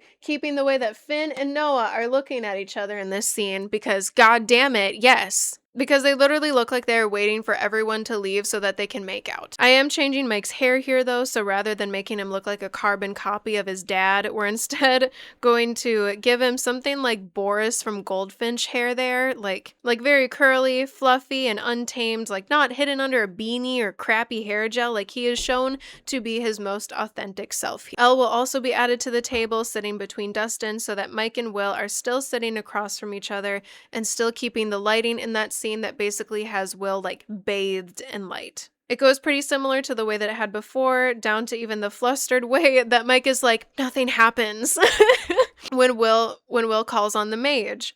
Except in this, the mage is being played by Elle, if that's possible. Again, I'll have to do some more research on it because I'm not too familiar with D&D. But the campaign closes with their victory, and Max then does her whole complaint about that being it, that Mike is meant to be some sort of master storyteller or something, and Mike gives in and goes on to give the premonitions of their future like he had in the original. So they will cry here, but as they're crying, it's not because of Eleven's fake-out death, but rather crying because it is the end of an era for them. It is the end of their childhood, and admitting that they are likely going to be going their separate ways, and they're just not going to see each other as much as they used to. It's once again addressing the topic that has been brought up before, the fear of change and the fear of growing up, because it is the end of the show. Therefore, it is the end of their childhood. We're keeping the depictions of Lumax's future the same, and with Dustin's, I would like us to throw in Susie there, but we can still keep Steve with the road tripping because I know a lot of people like that. Mike will then turn to Eleven the mage and depict her future as becoming an independent person who has found the love and family that she has always dreamed of having, perhaps showing her making actual friends at school, and maybe finding a passion in art or fashion, of finding things that make her happy. He will then turn to Will, everyone with tears in their eyes, and give him that small smile with the classic Finn looking at Noah look, and say that Will the sorcerer, not Will the Wise, will go on to inspire the world with his art, finally able to live a life of peace and love after going through so much undeserved pain and suffering. He will find happiness, true happiness, as we see through the predictive vision, a version of Will at college, laughing and maybe even getting his work in galleries, and the last shot is of him sketching in his dorm room at his desk, and then Will tearfully asks about the paladin, Mike. Mike smiles as he says that the paladin would eventually become a storyteller, and that while he still keeps hold of his roots, that he will retell the stories of their adventures as a way of immortalizing their friendship. And as he says this, we get a continuation of the scene of Will sketching at his dorm room, as we see a Mike in the future come up behind him and put his chin on Will's shoulder, maybe asking him what he's drawing. We'll see a typewriter in the corner as Will laughs, zooming out a bit to show that they are going to college together and they are likely roommates. His and Will's future is intertwined, just like Lumax's is. We get a shot of Mike and Will staring at each other again, and a separate shot of Will gently pushing his foot to meet Mike's under the table, and we see Mike push back. I would like to leave it ambiguous if the party knows that they are together, because especially just going off of the vibes of the show and how long it took for Will to come out, I do think it makes the most sense that they just don't know yet. Mike then finishes by saying that though the party is technically separating, that he believes that they will come back together someday. The party tearfully asks how they will know, just like they had asked about Elle being alive, and Mike tells them that they can't know for sure, but he believes. And the rest of the group joins in with a similar sad piano saying that they believe too. The party then disperses in a very similar scene as before, where each of the members slides their binders onto the shelf, going in the order of Max, Lucas, Dustin, Elle, Will, and then Mike, who similarly starts to tear up upon seeing all of their binders together for one last time. This time we're not just focusing on Will's binder, but he's looking at all of them together. He approaches the stairs to find Will waiting for him at the top, and before either can say anything, the door bursts open and Holly and her friends come storming past them. And rather than just having Mike look down the stairs at Holly and her friends, it is Mike and Will who watch over them fondly and in an almost bittersweet manner. Because yes, while they are older now and they aren't kids anymore, we get a small shot of Will grabbing Mike's hand and smiling at him because they still have each other. As Mike smiles back, Will pulls him upstairs, the two of them already starting to talk, and the door closes behind them in the same shot as the end, bathed in blue and yellow. So there you have it. There you have it, folks. That is just one of the ways that you could have done Byler. And please do keep in mind that, like I said, this is just one of the ways that they could have gone about it. Like, there are so many other ways and means and ways that you could go in deeper and even solidify it. Like, I could even write out the entire dialogue. But do you see it, Duffers? Do you see how easy it is to follow through on your promises to point the gun that you chose to load and shoot. But I guess that I'm just a little braver than you are. But the thing is that we all have to remember that all of this theorizing, the power outage fic, the fan art, the edits and the analyzing, like none of that was ever the Duffers, okay? It was always you, because we are so creative and we have so much power and potential. And it literally breaks my heart to know the amount of chemistry between Noah and Finn that was wasted. Oh my god. Especially because I know that Noah doesn't want to just play the gay guy anymore, and Noah, baby, trust me, with me, you will not. But he and Finn are like miles above my league and don't even know who I am, but maybe someday. It's okay to have dreams. Moving on to Cutgate, which is going to be the last thing that we discuss in this video before the closing statements.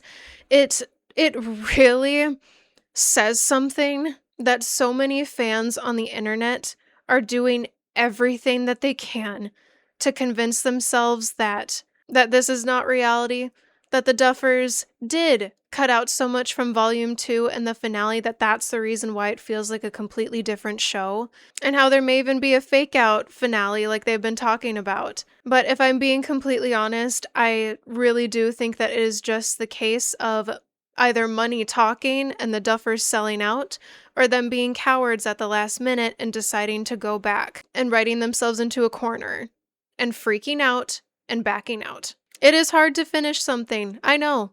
Yeah, I've written books. I know how hard it is to finish something. But as an author, you have a duty to your audience to, at the very least, make the final moments of a show or story satisfactory. It is honestly just such bad writing to the point that even their answers are hilarious. I'm sure that they're probably just out there somewhere. Oh, I'm sure that the military men just left town. Bitch, these are the sort of questions that I ask myself upon a first draft. A recent interview even came out with one of the brothers asking people to cut him some slack because they've been sick lately, trying to claim that that's the reason why your answers are so shitty. Be so for real. Before the release of the finale, a tag did start trending on Twitter called Cutgate, where essentially people were theorizing that Netflix went on a censoring spree and made them cut out around 60% of the original footage. The Duffers have also come out, I believe that the Duffers now have also come out to claim that this is false. And they claim that there's only one scene that has ever been cut from Stranger Things, and we know what that was. It was the one that Finn brings up where he had like a single tear as he was biking away from seeing Will's body. But the thing is that cannot possibly be true. Obviously, there is more than just that one scene that gets cut. So someone on Twitter pretty much claimed that a reliable source said that certain plot lines were cut from Volume 2 entirely, some of which included a Byler basement scene, an extended exploration of Henry and Will, and a Will fake-out death, again, among other things. And I will say that it does line up with a lot of what we saw in the interviews and the cast members' Instagram posts and the behind-the-scenes photos, showing characters in places that we never actually saw them in the show. Either way, I do think that something really fishy happened between the two. And while I am afraid that we may never know and never get closure, it just makes me really sad to see the drastic difference in quality where Sorcerer literally left us off on a feeling of hope, only to have it all be ruined and turned to conformity by the end of the finale. It is also worth noting that the Duffers have cut off their contract with Netflix and are now moving on to Paramount. They do have spin-offs being planned for Stranger Things because of course they're going to milk this for all that it is worth. And they claim that one of the main reasons was to pursue making original theatrical films with Paramount, though again, it is impossible to know what the actual reasons were for. Some people claim that part of the reason is because of Netflix's tendencies for homophobia, which is already a complicated enough issue that I'm not too knowledgeable on, but I do know that shows like She-Ra are being booted out. While I do absolutely love how creative people are and how starved we all are for media that makes us think and media that wants us to look into these details that will actually have narrative payoff, I honestly don't think that they are smart enough to pull something like that.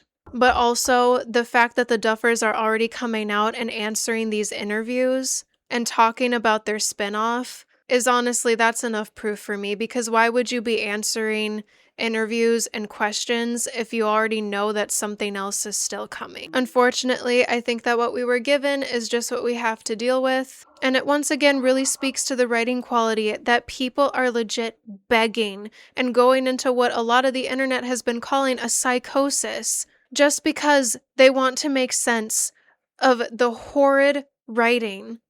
And I think a lot of it does stem from nostalgia and just trying to see how you could go from something like the masterpiece, admittedly, that was season 1 to this. I honestly could not sleep at night if I knew that I messed up this bad. And another big issue is that a lot of this speculation is just fueling even more hatred and homophobia towards the Bylers, because the general audience thinks that the only reason why we care is because Will and Mike didn't get together, when that is not the case at all. It just leads to more people calling us crazy or delusional. And the fact that the Duffers are taking so long to shut it down is just showing their lack of care for their queer audience. Like, honestly, do you feel loved and seen by the Duffers? Because I don't.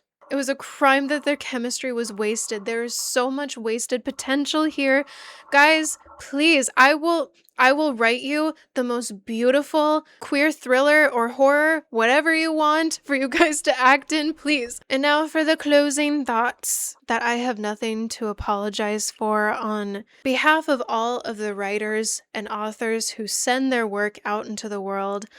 I am so sorry that shit like this gets greenlit and idolized, and that the Duffers get to pat themselves on the back for this, that they wasted $400 million and had years to plan this out. And I believe that the Byler lawyer says it best when he asks if they were laughing at us from behind the page, knowing full well that they were queerbaiting us before pulling the rug right out from our feet. I want us to try and channel that fury into art, because you are all so talented and so creative and analytical, and the amount of theories that you guys come up with is crazy.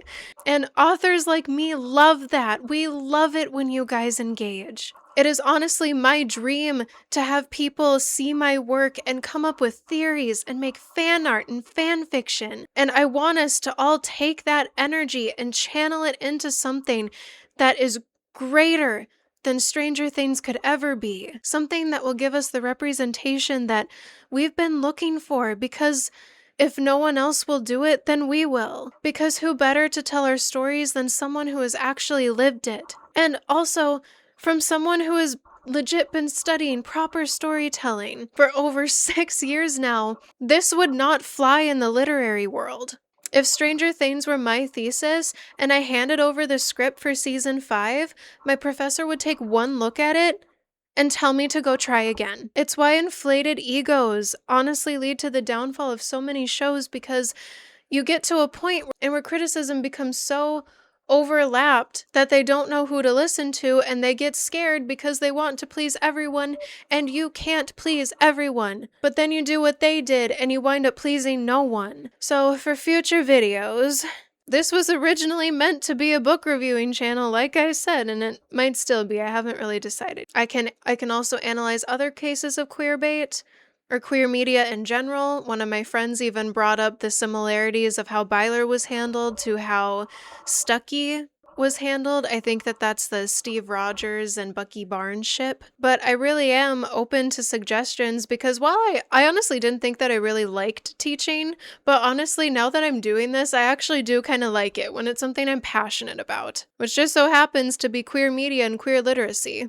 And if it's something that you guys would be interested in, I am willing to dust off the old Final Duet screenwriting software and actually go deeper into rewriting Byler, and maybe even starting from as early as season 4 on a rewrite, because it really does suck. And I do honestly wish that in another world I could have stood where the Duffers stand, because I know that I would have taken the leaps that they are afraid to make. Because the thing is life is too short. Life is way too fucking short to be so goddamn scared all the time. Practice what you preach. Robin even says that we need to stop being so goddamn scared of ourselves. And especially right now in our current administration, like, we could lose everything at any minute. And I am so sick and tired. And I am angry. I am angry. I'm very angry that you have been subjected to so much hatred and bullying that you start to believe that it's crazy that any MLM ship could ever become canon in a general audience show, solely because it's never been done before. And to be honest with you, all that this makes me want to do is prove them wrong. And if my opinion means anything to you at all, just let me tell you this.